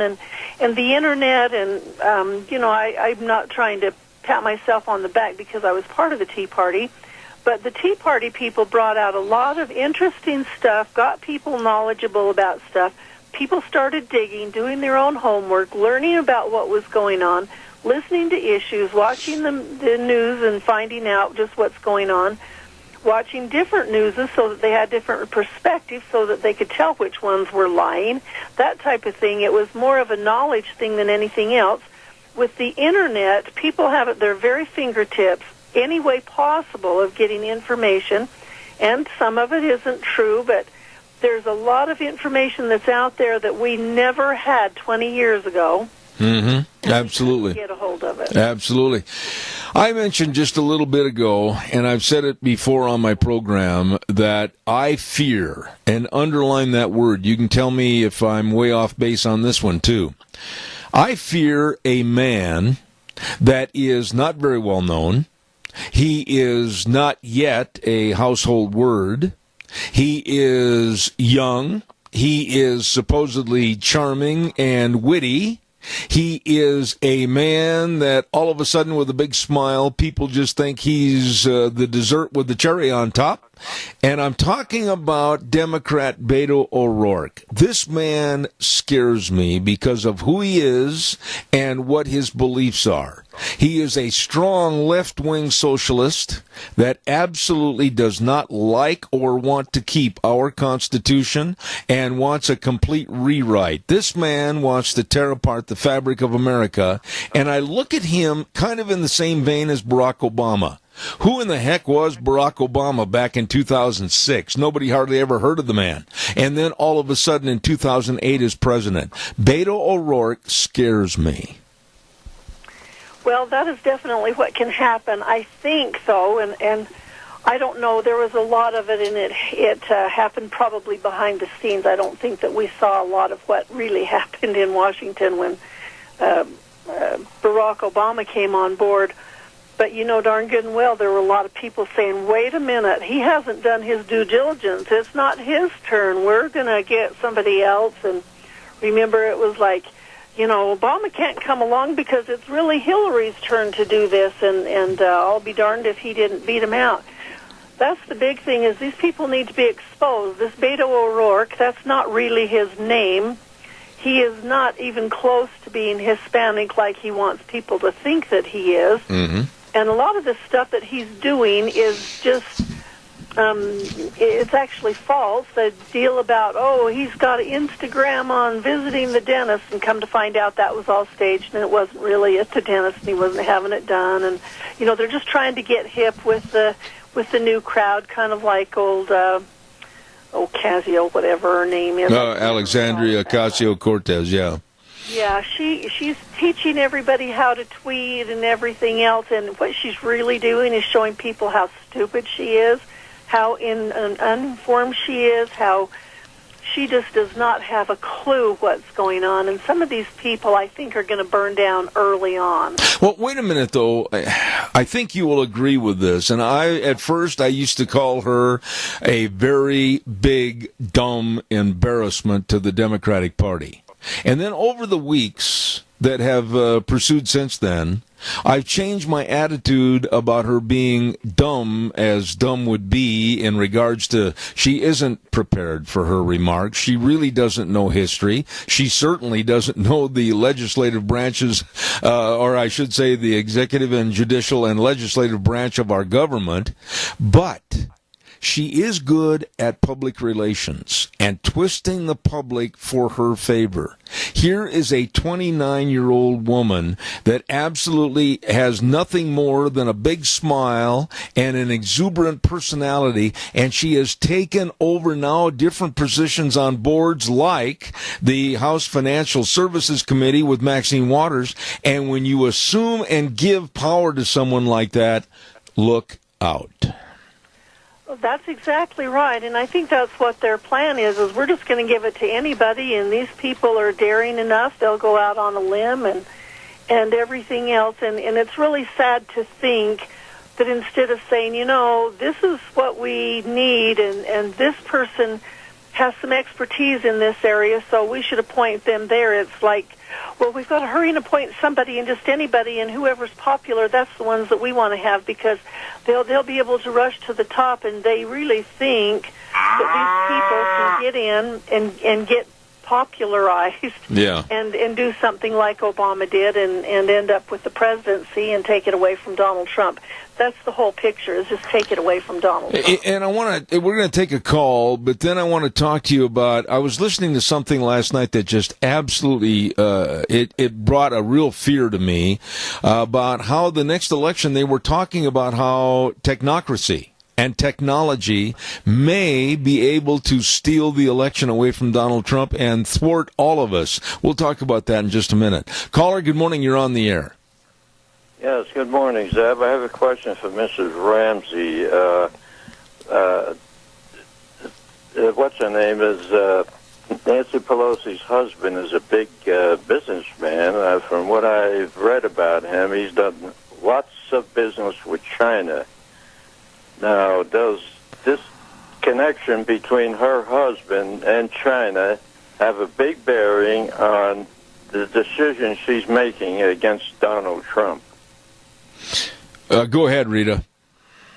Well, I would tend to think that's probably true. We also need to make known and be remembered that Dianne Feinstein's husband has a ton of stuff to do with China. And he didn't get any of that going until she became senator. So you've got these ladies that I think are fronts for this, and I really do think that they have a lot to do with it. Remember when Bill Clinton was in office, and he sold secrets to the Chinese for what kind of reasons we don't know, but we can only guess and imagine. But I think all of these people are just in bed with the people that they want, and it's however they can build their empires and get power. And I think money is kind of on the back burner now. It's more of we just want the power, and we want to be able to do what we want to do, and it's for sure we don't want someone who the people want. Absolutely. Tony, thank you again for your call. I appreciate it, my dear friend. I've got to get to the weather forecast quickly, and the weather brought to everybody this hour by Phillips, Oaks, Goodwin, Crane, and Company. And they've been providing accounting services to the Mini-Cassia area for way over 50 years. Yes, 50 great years of serving you, your family, and your business with the best of tax return preparation, tax planning, financial statement preparation, bookkeeping services, retirement planning, and so much more. Offices in Burley and Rupert. Get a hold of and work with the best. Phillips, Oaks, Goodwin, Crane, and Company. And right now, here's Gina. We are in a winter weather advisory for today due to all of the precipitation because of the storm that is moving through. Here's a look at your weather forecast. We are expecting a high of 41, winds out of the south-southeast right around 10 miles an hour, gusts as high as 23 miles an hour. Rain showers in the valley while we're expecting snow showers up in the higher elevations. Tonight that is going to continue. Cloudy skies, but hopefully that is going to dissipate as we move through the overnight hours with a low of 32. Winds are going to be a consistent and gusts as high as 28 miles an hour.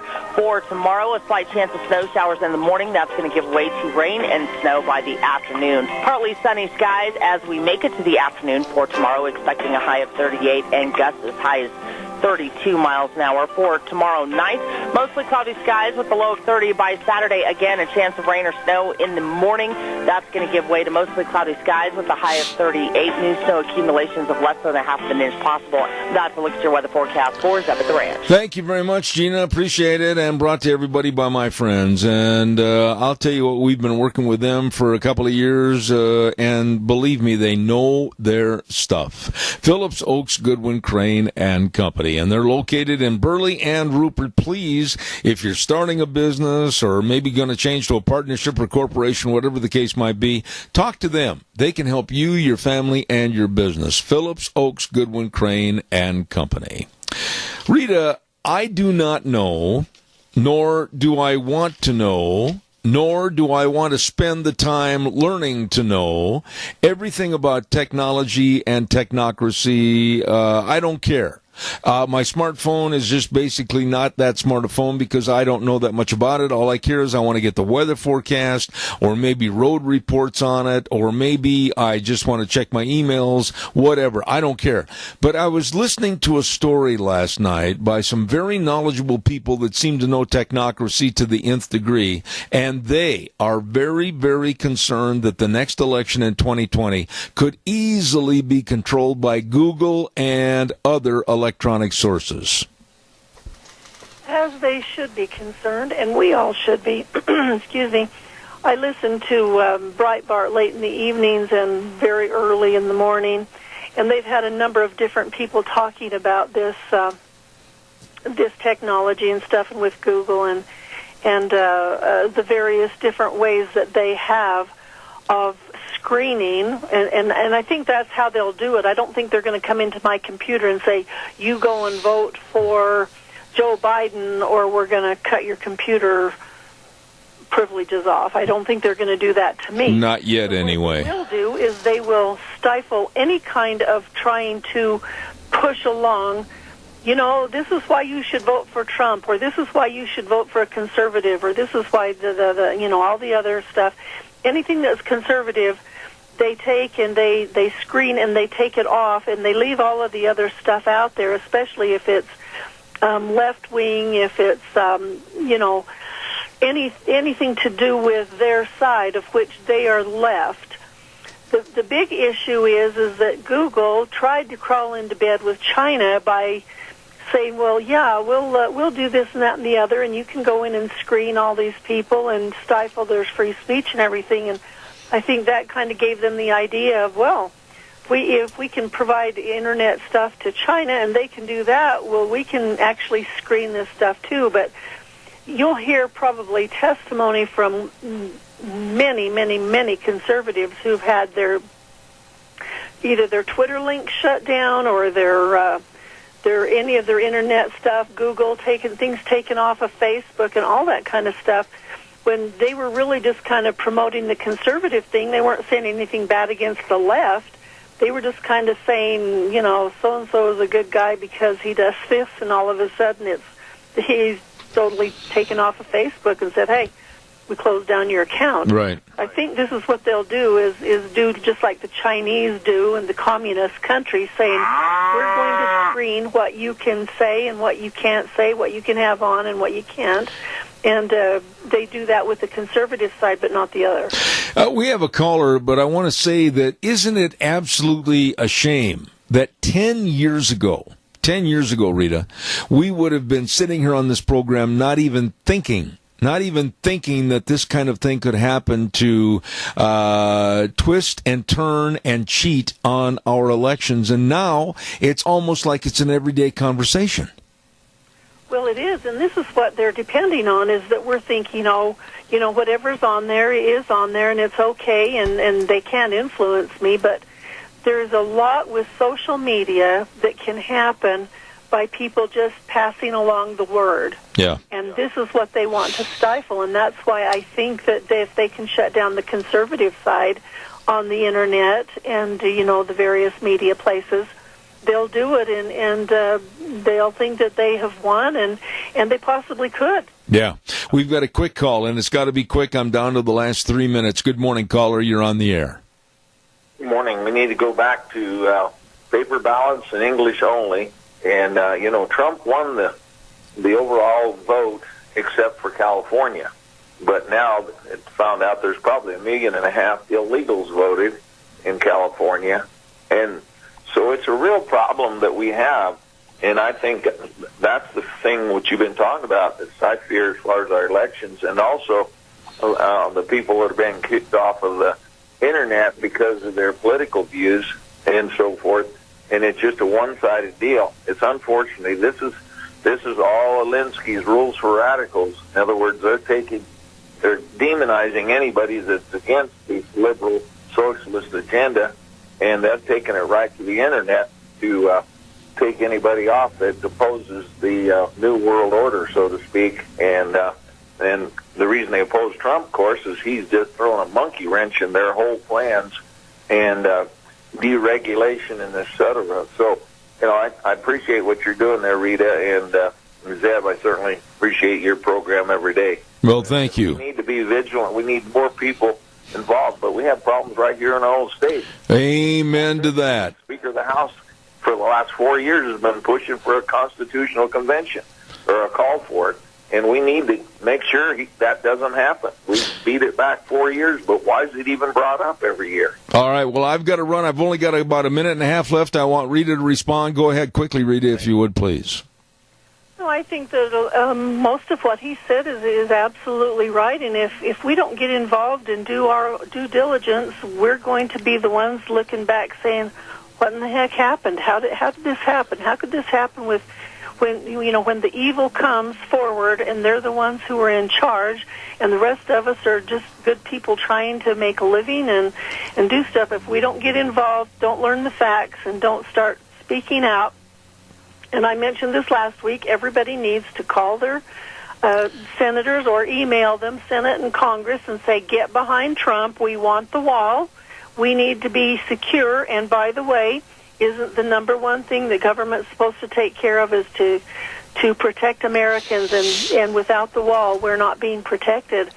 And until everybody does that and they just get deluged with it, they'll just think, well, we'll just kind of wait for the heat to turn down a little bit, and then we'll do what we want. Yeah, and I'm going to say this real quick and give me a short response on this. I am fed up, and I mean this, fed up with a lack of response from our people in Washington, D.C. that do not call in, do not tell their constituents what's going on, what's not going on, and share with us, and then also ask questions. Trying to go through a switchboard doesn't work, but when they're on the air, they should be soliciting questions and giving answers as to the critical situation we're in. Well, that's right, but that's their way of saying, I'm going to do my own thing, and as long as I don't have to answer questions or face anybody right face to face, I can just kind of do what I want to do. Yeah, that's right. I'll just lay low. I agree with you. Rita, God bless you, and thank you. Have a wonderful week, and we'll talk to you on next Thursday. Thank you so much. Okay, thank you. Rita Ramsey, thank you very much. One thing I really enjoy about Rita, she's going to tell it like it is. Thank you. I'm going to tell it like it is right now. I'm going to tell you how doggone hungry I am. I'm starving to death. However, I know some great places that we can go to solve that problem. How about the AC Drive-In at 601 East Main in Burley? Oh, listen to this. Eggnog shakes. I think eggnog shakes are so doggone delicious. And have one with, like, the famous Farmer Brown burger. Oh, delicious. Or maybe a fish sandwich or a shrimp basket. Wow, and all the fries and the special sauce, everything at AC Drive-In 601 East Main in Burley. Well, let's move on over to Taco Bandito at 2301 Overland in Burley. Oh, my goodness, they got those street tacos. Choice of meat, either steak, pork, or fire-roasted salsa chicken. Woo! Wake you up in the morning, absolutely. Or the breakfast burritos, you name it, it's all good. Great menu choices at Taco Bandito, 2301 Overland in Burley. Back over to Burgers, etc. 2 locations, 124 South Oneida in Rupert and 700 Overland in Burley. A different soup every day, Monday through Friday. The bread bowl soup's delicious. And of course, too, don't forget, every, excuse me, frog in my throat, go back to the marsh. Every Sunday at the Burley location, shrimp dinner, only $5.99. You're going to love the people and the great food at Burgers, etc. in Burley and Rupert. Okay, last but not least, and I'm drooling, I'm so hungry. Steve-O's at 290 South, 600 west of Hayburn. Delicious buffalo burgers. Oh, yeah. And a new spud called the Cheesy Broccoli Spud. It is delicious. You know what else? They have new cupcakes. Delicious cupcakes. Different flavors every week. You're going to love the cupcakes. You're going to love everything about the food and the menu choices at Steve-O's. 290 South, 600 west of Hayburn. Food made the way you love it. You stop over and see them today. And those are just a few great places to go when you're hungry and starving to death. Next hour, Cassia County School Days, and we're going to have a very, very nice lady that's been on our program many times, and that's the Assistant Superintendent of Schools, Sandra Miller, and she's going to be talking about something very important for our community and our families. And then the business salute, we're going to have Old Juan over at Berry Equipment and Rental, and then don't miss at 10:30, Dr. Warren Farrell. Very interesting. I'll be back in about 7 minutes.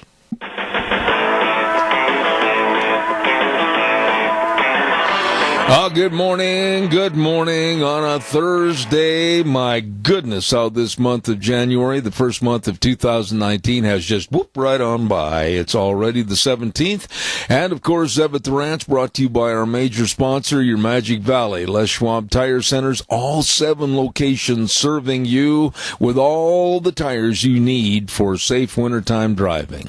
And, of course, our great advertisers, including Burley Physical Therapy and Rehabilitation at 1263 Bennett Avenue, Suite 2 in Burley, helping you get back to being you. Oh, my goodness, don't forget our friends right there on East Main in Burley. I had a wonderful time over there a couple of weeks ago, going into Patterson's at 421 East Main in Burley. I mean, they've got everything in there. They've got all your televisions from Samsung, Sony, Toshiba, LG TVs, everything right there. All your electronic needs. And when I say all, that's not exaggerating. They've got home theater systems, video surveillance cameras to protect your property. My goodness, and complete car stereo systems. What are you waiting for? Stop in and see these very, very nice people today. They're open Monday through Saturday, 9 to 6, and they are there waiting to serve you at Patterson's, 421 East Main in Burley. You stop in or give them a call at 678-6997. I'll say it again, 678-6997. Well, we are just about ready to start our next segment for this morning, and that's Cassia County School Days, a very important and informative segment this morning that I'd like all parents to be listening to. And we're going to have that momentarily. Cassia County School Days brought to you by our friends at A Child's World, 1308 Overland in Burley. They've got all the new birthday gifts, and they've got all the little toys and the snuggly toys for the wee ones, and they've got all the baby furniture and the clothing like I mentioned. And don't forget, they got all winter clothes are 40% off, and the coats are 50% off. What are you waiting for? Shop locally, save money, and really meet your friends at A Child's World, 1308 Overland in Burley. Well, right now, we're going to go to the phone line. I'm a little bit early by a minute or so, but hopefully she'll be ready on the line and waiting to go because we have a lot to talk about this morning. And we're going to be visiting with the Assistant Superintendent of Schools for Cassia County, Sandra Miller. Sandra, are you there? Good morning, Zeb. I am here. How are you today? I am really good, but I want to tell you right up front how much I appreciate you calling in early because I think we've got a lot of ground to cover on this very important topic, and I wanted to exhaust all the time and resources we could. You have a very special meeting coming up on Monday, this next Monday, January 21st, and it's going to be starting at 6 p.m. at the Burley High School Little Theater. I will let you take it from there and explain what it is. Thank you so much, Zeb. And we appreciate the opportunity to be on your show today because this is a very important it's really a public awareness and a community event. And so all of the staff in Cassia School District will get the opportunity to listen to our guest speaker, who is Dr. Hank Smith out of Utah. And our staff will be tuning in and listening to the event at 1:30 that afternoon. And then at 6 o'clock, as you stated, in the Burley Little Theater that is adjacent there to the King Fine Arts Center, we will be having Dr. Hank Smith give a public presentation to anyone and everyone in the community on suicide awareness and prevention. It's probably... I'm sorry, go ahead. I was just going to say that it's probably way past time to have very well-known and very knowledgeable speakers like Dr. Hank Smith coming in here. But I urge everybody within the sound of my voice to overflow this auditorium because this is information that all families need to have. Absolutely, Zeb. Unfortunately, death by suicide has touched many of us in the Mini-Cassia area and across the state of Idaho. I was actually very floored when I heard just this week that Idaho averages more than one suicide a day. Oh, my goodness. Oh, my goodness. I was floored. I truly was. I did not realize that statistic, and it is on average one per day in Idaho. However, in 2017, it was 390-something, which is more than one per day. So, and unfortunately, the Mini-Cassia area, we have been affected by this death by suicide, and it's unfortunate. So I agree with you 100%. We need to get some public awareness out there, some community involvement out there. If we could be more aware of how we might be able to curb the suicides that we have throughout the state and especially in our area. And I have heard nothing but good about Dr. Hank Smith. I personally have not been able to attend any of his seminars in the past, but we are so fortunate because after I scheduled him to be here, I bet you I got a dozen people that sent me emails and phone calls saying, that's amazing, you were able to get Dr. Smith here. So I'm looking so forward to listening to his message and being able to glean some more education on the topic and hopefully help make a difference in our area. Sandra, I'm not naive about this subject whatsoever, but I look back and knowing that we were going to be talking about this morning, I went through some of the information that I had way back to my high school days. And the problem, and I'm going to underline the word problem, I just didn't see it or hear it as it is today. I mean, I don't think it was as prevalent. I don't think it was as prominent. Why? Why is this becoming such a great, big, gaping emotional hole on our society today? You know, I ask the same question, Zeb, because I agree with you. I think back to my young adulthood and tried to think. Now, when I was in high school, we did have a suicide. It was one of our students, and again, at that time, it really kind of it floored me. I mean, I couldn't understand it. So I agree with you. That's what I hope that Dr. Smith will be able to enlighten us. Why do we have such a higher number, I guess, of suicides? And maybe it isn't that we have a higher number. Maybe we didn't know about it. But I'm hoping that by him coming and educating us, we might understand what could we do. Is there something out there that seems to be making it more prevalent? I don't know that for sure. I don't know if social media plays a factor. I don't know. Well, if just the heaviness of being a young adolescent is weighing on our students. And it's not all students. I mean, the statistics say it's the second leading cause of death for Idahoans, 15 through 34. So, yeah. I sit here and I was touched by this very sad occurrence while I was in college. So that's the only exposure I've had to this situation. A very, very good friend of mine just decided that was it, very unfortunately, and I wish. Honestly, I still think about it to this day. I could have done something that would have stopped or ceased the thoughts that were going on in his head. But I'm sitting here going, today, is it the denigration of the American family? Is it the, like you said, social media? Everybody's hooked onto the smartphones, the computer, the internet, whatever. Is it a kind of a hemlock society that we're living in, that there doesn't seem to be a respect for life or death? I don't know, but something has got to be done.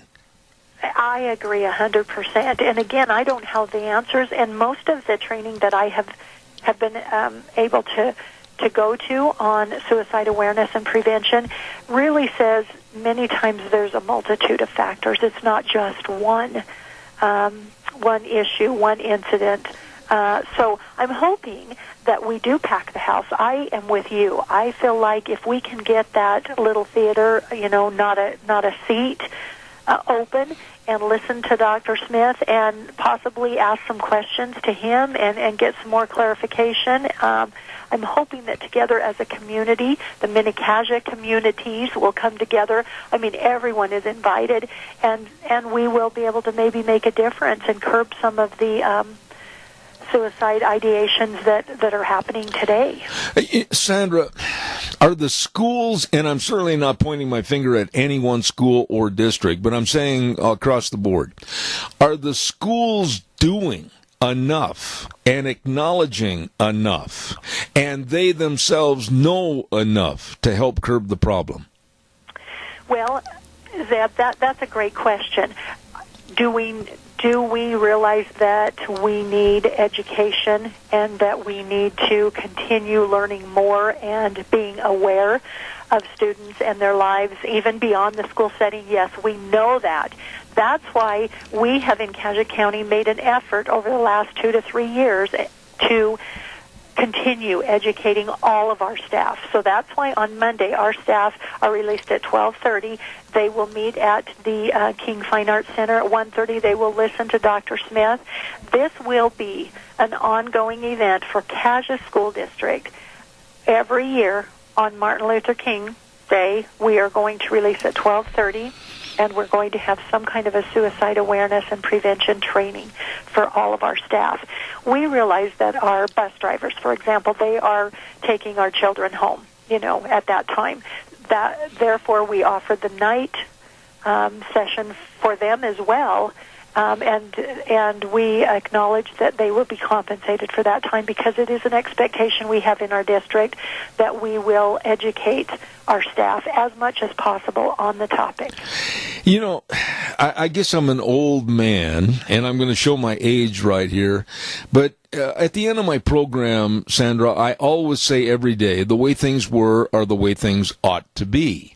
That's not saying that we need to go back and live in the past, but there were elements and there were factors of our past that are absolutely not today, and we need to reinvigorate them today. I think a lot of the Norman Rockwell paintings on the Saturday Evening Post, like mom and dad going to church with the kids, mom and dad sitting down at dinner at night and talking to the kids about their day, or going to a park or whatever ball game, a lot of what we did in the past we're not doing enough of today, and I'm going to stand behind that.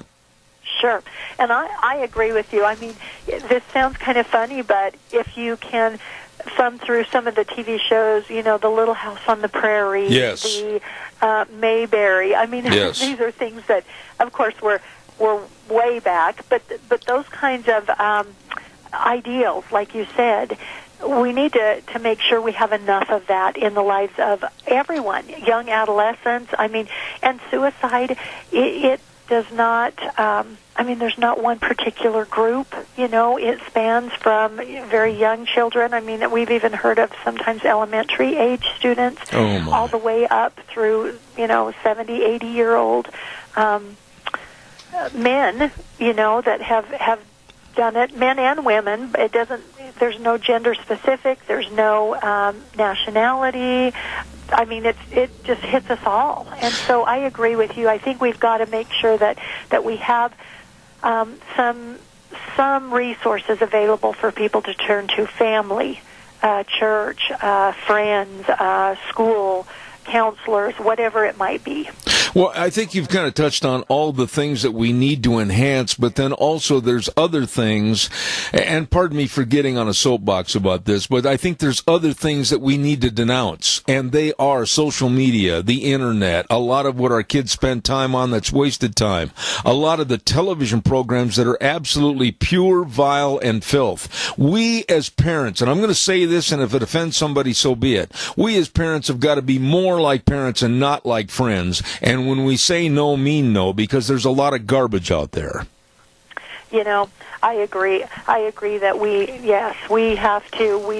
We need to take children under our wings. We are the adults. We need to make sure that we instill in them that their life matters. They are worth something, and they would be, you know, greatly missed if they were not with us. Absolutely. Well, listen, once again, I'm going to ask you to reiterate all the particulars about this extremely important meeting. So go ahead, please. Okay.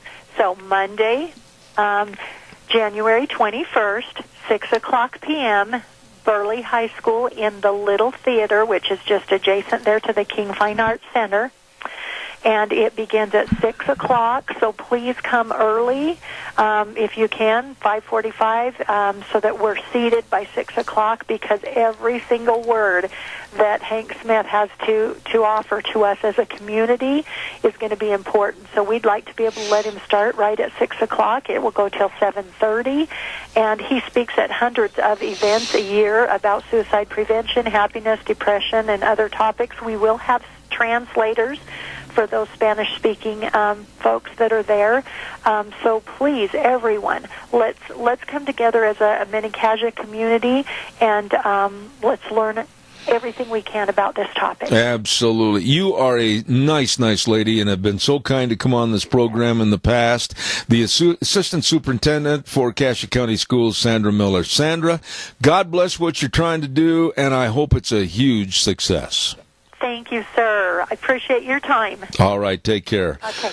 I like that lady. She is and has been very kind to this program, coming on the show and everything, and I think this is a very worthwhile meeting coming up on Monday night. Of course, this is Cassia County School Days, brought to you by our friends at A Child's World, 1308 Oberlin in Burley. Don't forget to stop in. Family shopping at a family store, A Child's World on Oberlin in Burley. Holy moly. Right now, we're going to jump across the phone wires and get our next visitor on the line. And he and I met for the first time, I think it was about Christmas time. We stopped in with a plate of cookies for him, and then I almost ran into him later on that day in an intersection. Hello, Juan, over at Barry Equipment and Rental. How are you? Pretty good. How about yourself? Not too bad. I couldn't forget that because I almost ran into you. Yeah, I was thinking about some numbers in my head, and I got a little close to you, and I was like, hey, I seen Zeb earlier today. That's him. Yeah, but that was way too close to see me again. So, before we get started talking about equipment and Barry Equipment and Rental and everything else, how's that little puppy dog doing? Oh, Cub is doing pretty good. He's getting a little bit bigger, and he's starting to obey a little bit more. But when he sees cows, he toughens up pretty bad, and he thinks he's big and bad. But he's not more than any 8 inches tall. Okay. Well, listen, now let's talk business here about Barry Equipment and Rental. Here we are into the first of the new year. What have you got for the public that they need to know about equipment rentals and retail equipment sales? Well, right now, Bobcat stayed strong on the 0% financing up to 60 months. They kept that for the year. But the other thing that they added this year is that they've extended the warranty on the powertrain of all equipment up to 5 years, and that's on all our compact equipment from Bobcat. So that means 5-year warranty along with 0% interest right now? Absolutely, and that's on everything that we have here available. Wow. Okay, what else is cooking over there? So also, right now, we're getting ready for the spring season. So we got all our walkers ready to come get looked at. You don't want to take it outside right now. It's a little bit too wet. But if you already know what you want and you've tested one out before, we got the 0% 48 months on the walker mowers as well. And then we also do have an extra demo day. So if you want to cut your lawn, you mow it, you want to try it out, and then again when it gets a little bit thicker, bring it right back out to you again. What is it about these walker mowers? I mean, what is the charisma? What's the sale point? Why are they so good? Oh, they're definitely unique machines. They give you the best seat in the house, and they leave a beautiful cut. It's something way different from anything else, and they're just so easy to work on, easy maintenance. Okay. Now, along with the walker lawnmowers, just the other day, as a matter of fact, I think it was Monday, after I'd done your ad during the news break, a gentleman called me, and he said, why don't you have them, when you get them back on the air, kind of discuss a little bit all the different equipment that they have for rent or for sale? And I thought, gee, that might take a little while, but give us a quick synopsis. Oh, absolutely. Of course, we have all our Bobcat line, excavators and skid steers. And then on top of that, to add it to the side, we have our mini skids. Very small skid steers you can stand behind and get in tight spaces. But we also have our concrete mixers, air compressors, post hole diggers, stump grinders. We also have the whole online. You want to rent a full size loader? We got them. You want to rent a 20,000-pound excavator? Let's get it on the semi, and we'll get you to digging. Wow. I don't know how you take care of everything like that. But now, what about the actual rental? Now, we've talked about this before, but I'm sure we've got new people in the audience that are saying, well, gee, if I stop over to Barry Equipment and Rental, is it going to take like 4 hours to get all the paperwork done? Explain that a little bit. Oh, no. All you got to come do is just bring in your ID, and we'll go ahead and create your account. It takes 5 minutes at the most. And then we just go ahead and draw off the contract, which actually just takes like a couple minutes. And then we'll get you loaded up. And if you want some extra tips on how to run the machine, we can go through that. But if you don't, we'll load you up, get you going, and you should be out of here within 15 minutes. Oh, my goodness. And so basically, do they have to furnish their trailers to come and get the equipment? Are there trailers there to load the equipment on? What about that? Oh, no, you can, it's a preference. If you want to bring your trailer, you can go ahead and bring your trailer. But if not, you don't have one, we got some here for you. Okay. What are the hours that you're open at all of the locations? So our Nampa office is open 7 to 6, Monday through Friday. Twin Falls office is open 7:30 to 5:30, Monday through Friday, 8 to 5 on Saturdays. It's the best location here in Burley. We're open 7:30 to 5:30, Monday through Friday. Okay, and I'll tell you what, they've got everything, and they're very, very knowledgeable and nice people. Anything else about Berry Equipment and Rental as we start off the new year? You've got the floor, my friend. You can say whatever you want. Well, I'm going to say two things. One, we're up and ready to go. We had good meetings earlier in the year. Bobcat and Doosan backed us up with great equipment. We're getting more equipment every day, it seems like. And the other thing is, I have a little confession to make to you, that that snack box that you brought me when we saw each other first time. Yes. I think I ate most of it. I shared a couple cookies with some of the employees, but I ate most of it, and it was delicious. Well, I will be sure and pass that along to my lovely bride, Deanne, but it was a real pleasure to meet you, and it was almost a real displeasure to run into you. Juan over at Berry Equipment and Rental, Sales, Service, and Parts, 159 Highway 30 in Burley. God bless you, man. Thank you, and have a great year. Have a good one, Zeb. All right, take care. Thank you very much. He is one of the nicest young men you could ever want to visit with, and I'm very, very privileged to have Berry Equipment and Rental on as one of our major advertisers, and we thank them for all of their effort. Okay, now, what we've got cooking here in the next couple of minutes, after we have the hard break at the bottom of the hour, we're going to have Dr. Warren Farrell on the program, and you do not want to miss him. He's going to be talking about the boy crisis. Stay tuned. I'll send it over to Wheels. And now, back to Zeb at the Ranch on AM 1230 KBAR. To reach Zeb, call 436-2244 or toll free 1-866-927-4587. And now, here is Zeb Bell. Wow, I am so appreciative that we are going to have this gentleman on the program this morning, because I've got 1,000 questions, and that's not really an exaggeration, for him as to the state of men and boys in this country right now. I'd like to welcome the gentleman that has written a book called The Boy Crisis, Dr. Warren Farrell. Good morning, sir. How are you? Give me 1 second, sir. I'm getting him. Hurry, please. And we're hopefully going to get the connection back to his phone line momentarily. Very interesting man, Dr. Warren Farrell, author of The Boy Crisis, Why Our Boys Are Struggling and What We Can Do About It. Absolutely a necessary read. Good morning. Is he ready to go, Wheels? Yes, sir. All right, thank you. Good morning, Dr. Farrell. How are you? I'm very well. How are you? Well, I'm very appreciative that you're on the program this morning, because I do have many, many questions, and I want to get right into it. Give us a little bit of a synopsis, first of all, about why. Why did you write this book, along with John Gray, called The Boy Crisis? Well, I started when I was doing tours for other books, and teachers would come up to me in Japan and Australia and say things like, I know that you care a lot about women, because I was on the board of the National Organization for Women in New York City, but, the kids in my class who are actually doing worse are boys. And this information started coming to me about 20 years ago, so it put the challenge, what I eventually came to call the boy crisis, on the radar as, well, maybe boys are having more problems than I'm aware of, since I was so focused on feminist issues.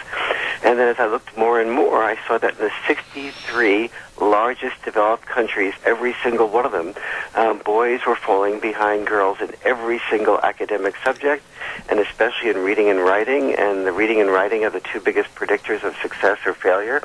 And so I started looking a bit more closely and saw that, the boys were committing suicide at a much higher rate as they got into manhood. So at the age of 9, boys and girls rarely commit suicide, and it's about an equal amount. And between 10 and 14, it was twice as often boys as girls, and between 15 and 19, it was 4 times as often boys than girls, and between 20 and 24, it was almost 6 times as often. I'm saying, what is happening here? And then I'm seeing that boys are dropping out of school more, and therefore the boys that drop out of school have a 20+% unemployment rate in their early 20s, and the unemployment rate led to them committing crimes and being 93% of the American prisoners. And then I looked more, so I say, what's happening in all these countries?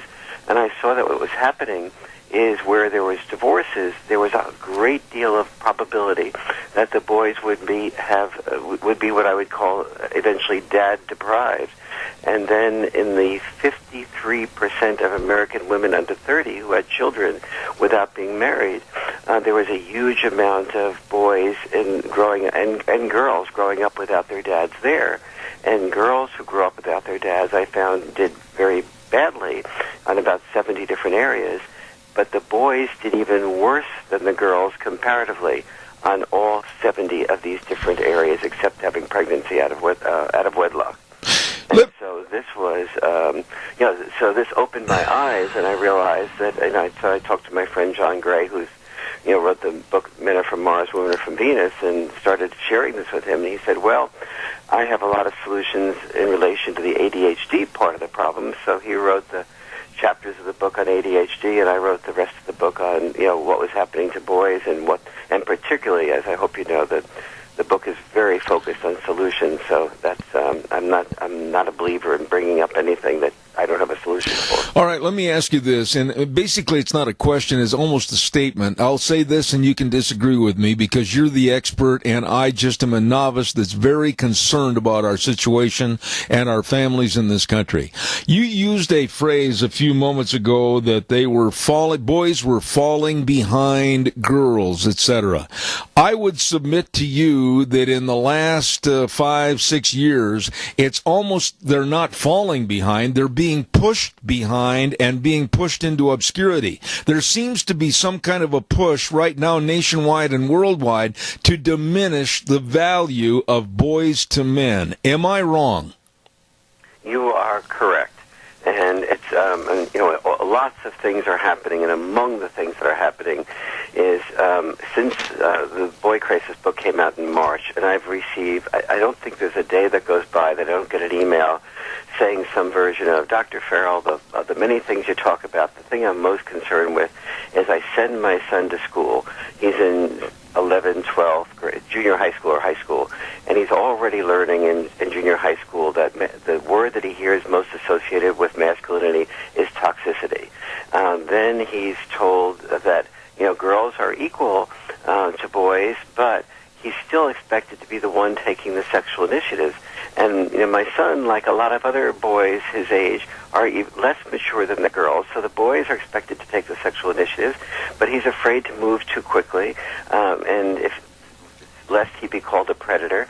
And at the same time, he's tried moving very cautiously, and he's been, he's heard that behind his back he was called a wimp, and he's told by the girl that he's very cautious with, you are such a sweet boy, but I'd like us to just be friends. And so he sort of feels caught between this rock and a hard place. The cheerleaders are still cheering for the football players, but the football player is not actually the wimp. And he's hearing so many negative things about men. So on the one hand, he's told, speak up. Say what's on your mind. Boy, part of male toxicity is not expressing your feelings. So then he speaks up and he says, well, you're mansplaining. It's sort of like unless he agrees with everything the women say, that he's just pushed aside or discounted. And it's a very confusing time for boys. It should be a confusing time for good reasons, meaning that historically, we've always trained our sons to be heroes, and that creates a type of intelligence that I call heroic intelligence. And heroic intelligence was intelligence that was created to be willing to be disposable, to be a short life, to be a hero. And we don't want our sons to be disposable. And for the first time in human history, and in American history in particular, we're not having a major war, so we don't have to have as many sons risking their lives to serve their country and be disposable. But at the same time, we want our sons to have not heroic intelligence only, but health intelligence, but we also don't want them to lose their ability to access their heroic intelligence. So the great opportunity of the future is to balance this heroic intelligence with health intelligence. Do we support our sons to play football, or do we support our sons to recognize that they're much more likely to get concussions when they play football? Is there a way of having the best of both worlds? And that's what I'm searching for in writing The Boy Crisis. Well, Dr. Farrell, I want to go back a little bit, and I don't mean to beat a dead horse here, but I want more answers to these questions. Number one, boys today, I think if they go to, let's use a junior prom as an example, or any kind of a mixer, a dance, a Sadie Hawkins, whatever the case might be. And if they go up to somebody and they say to this girl, boy, I think you're really pretty, I'd like to have a date with you, or whatever, everything today because of, and I'm going to lay the blame at the feet of the Me Too movement for going way too far, everything today could be retroactive and negative against that boy for showing aggressiveness as a male trying to go out and date a female. How in the world can a boy feel safe in this environment? Well, let me make it clear that what you're saying is not just an opinion. What you're saying is the law in California, and it's potentially the law, it's up to be the law in 26 other states. So I'll be really clear about this. If you have a son and he goes to a college, and at a college or a university, he asks the girl on a date, and the girl says yes, and he reaches over to take her hand without asking her, that is, without getting affirmative consent, and you can look up affirmative consent and Google it. That affirmative consent means he must ask her first if he can hold her hand, and if he doesn't ask her first, he can legitimately be accused, according to the law that is the law in California, of sexual assault. Oh, my goodness. Get a yes from her first. Now, 99% of girls are not going to accuse a boy who reaches over of sexual assault if he just takes her hand without asking permission. But if the two get into a relationship and he breaks up with her and she's angry, she may. That's where the false accusations or the overextended accusations occur. And so this is also potentially going to be the law in 26 other states. Even in the states and the places where there isn't affirmative consent required, this reflects in order for it to get passed almost unanimously in California and signed by the governor, you know that this is part of a larger attitude that is happening. But what's not happening simultaneously, no one's saying to the teachers are not saying in school, and the parents aren't saying, girls, because you're equal now, you are responsible for sharing the risks of sexual rejection as often as the boys do, and this is not just for the less attractive girls, but the prettiest girls. We're going to also encourage to say what you want and who you want it, and since you probably on the average want sex less than boys, why don't you be the ones to ask more frequently for it?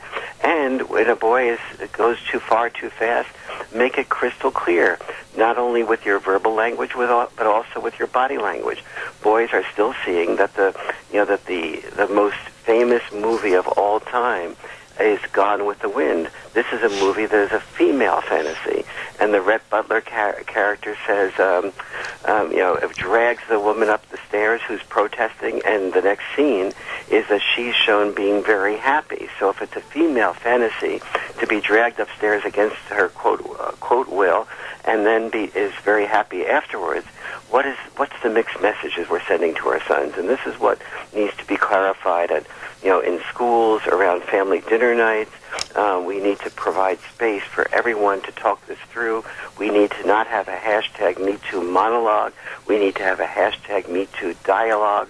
a hashtag men too, as well as women too, and then we'll begin to make some progress potentially. But are we at the edge of the cliff? Are we with our boot heels on the edge of that cliff and about ready to fall into the Grand Canyon where we can never change this back to a normalcy again?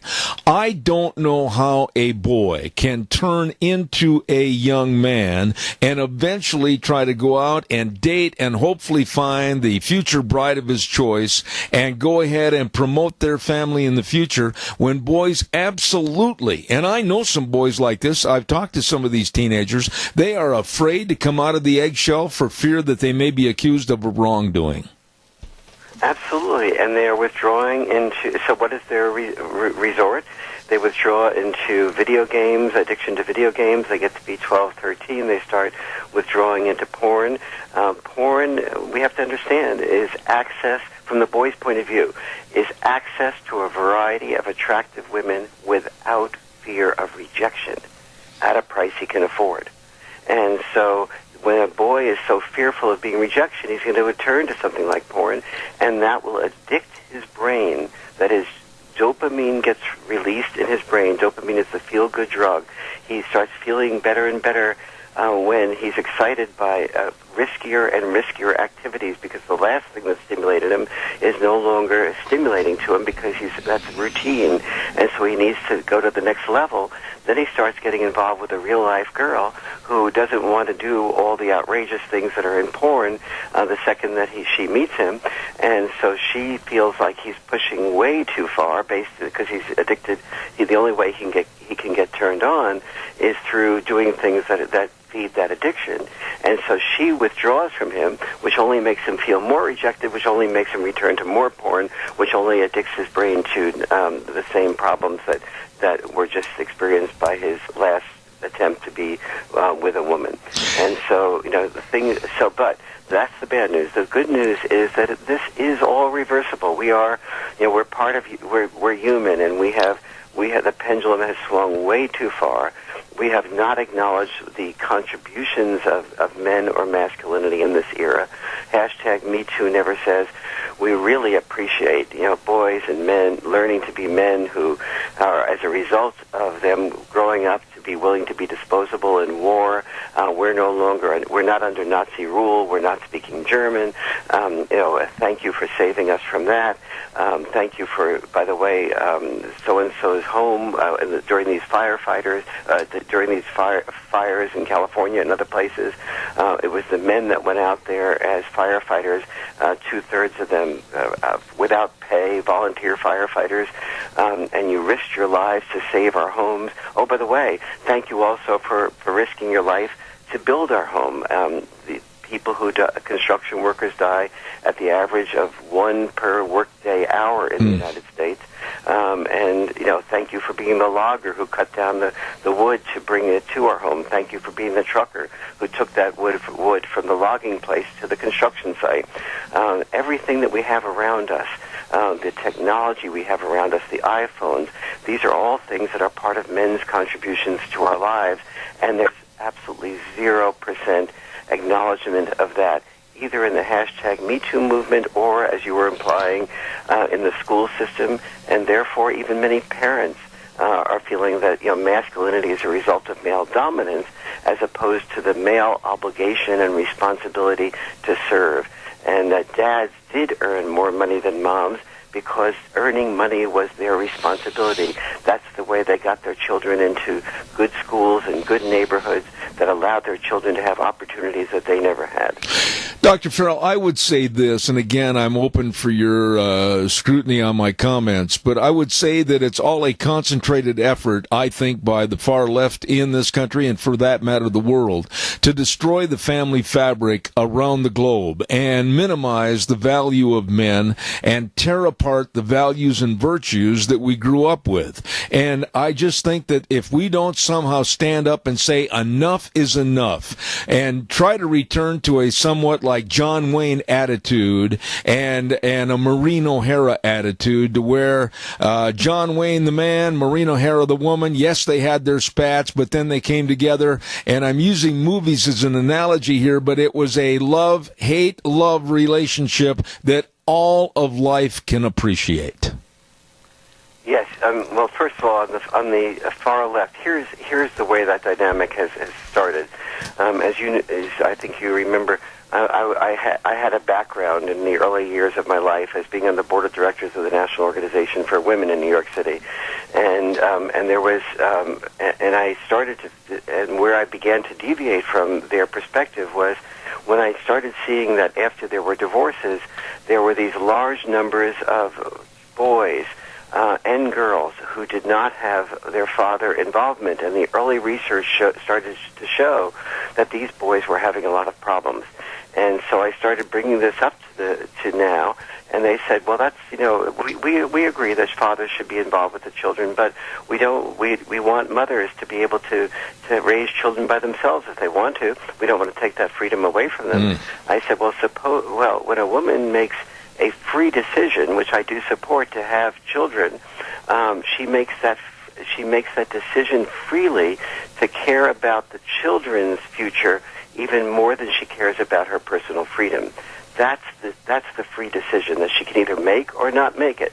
And so, and they started to say, well, why don't you do some research to see whether children really do better with fathers? We think they do better with mothers, and can do just as well with mothers only.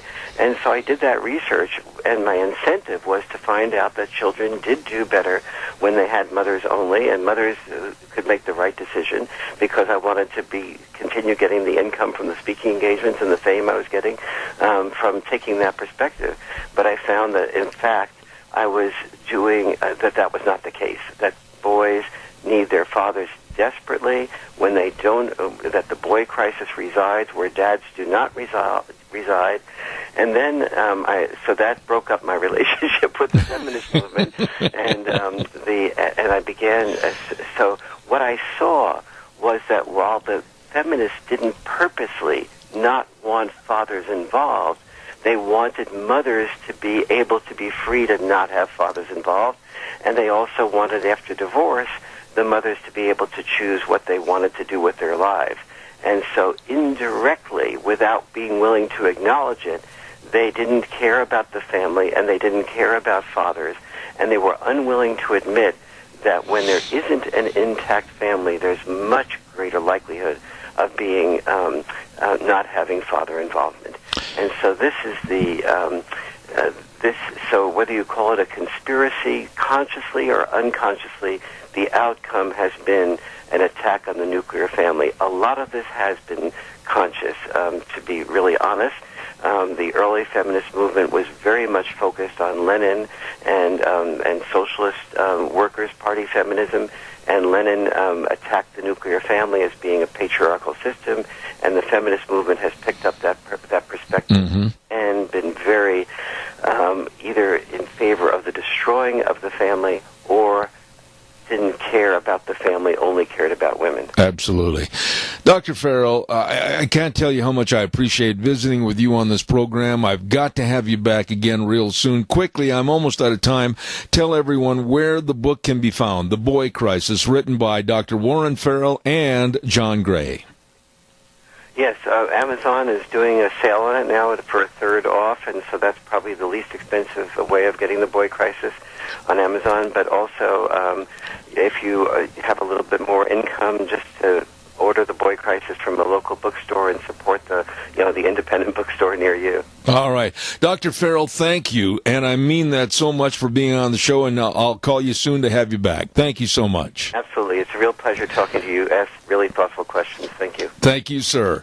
I'm going to get that book, The Boy Crisis, because I didn't get a chance because of time constraints, and I feel bad to really talk to him about a commercial that just has hit the airwaves by Gillette Shaving Company that absolutely wants to put and lump all men in the same category, and I find that ad despicable. I really do. But we'll have him back, and I'll talk to him more on this in the future. Right now, it's time for the weather. Oh, boy, is it past time for the weather. Brought to you by Scarrows Meats, 331 North Road, Jerome. Number to call, 324-7657. Scarrows Meats in Jerome. Don Scarrow and the rest of the crew, delicious meats. Marinated pork ribs and tri-tips and buckboard bacon and all the brats. Oh, come on over, Don, bring the brats. Scarrows Meats in Jerome, 324-7657. And right now, here's Gina with the weather. We are in a winter weather advisory for today due to all of the precipitation because of the storm that is moving through. Here's a look at your weather forecast. We are expecting a high of 41, winds out of the south-southeast right around 10 miles an hour, gusts as high as 23 miles an hour. Rain showers in the valley while we're expecting snow showers up in the higher elevations. Tonight that is going to continue. Cloudy skies, but hopefully that is going to dissipate as we move through the overnight hours. With a low of 32, winds are going to be a consistent and gusts as high as 28 miles an hour. For tomorrow, a slight chance of snow showers in the morning. That's going to give way to rain and snow by the afternoon. Partly sunny skies as we make it to the afternoon for tomorrow, expecting a high of 38 and gusts as high as 32 miles an hour. For tomorrow night, mostly cloudy skies with a low of 30 by Saturday. Again, a chance of rain or snow in the morning. That's going to give way to mostly cloudy skies with a high of 38. New snow accumulations of less than a half of an inch possible.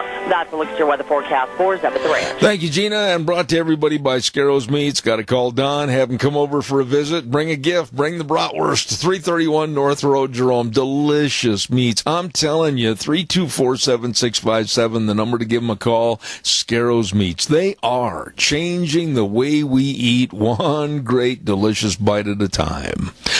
Want to say a big thank you and shout out to our major sponsor again, and that's, of course, your Magic Valley Les Schwab Tire Centers, all 7 locations serving you. I mean serving you with the best of tires and brake service and front-end alignment, shocks and struts, batteries. You stop in, they help you. It's as simple as that. They really want to keep you running safely down the highways, and whatever the road throws at you, whether it's the snow, the ice, the mucky, yuck, everything, they've got all the tires, all the different tread design, all the sizes for your vehicle. So stop in and see them today. Don't put it off. You stop in and see the best. Let them help you.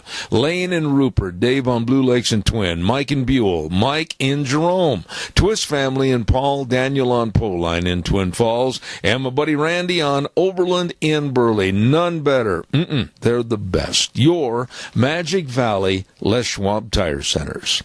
That's it for today. I want to urge everybody to be careful out there. The roads might get a little slippery out there with the snow, etc. And be back here Monday at 8:06, where we always say the way things were, the way things ought to be, and the world needs more cowboys. Morning, everybody. Have a great day. We'll see you next Monday.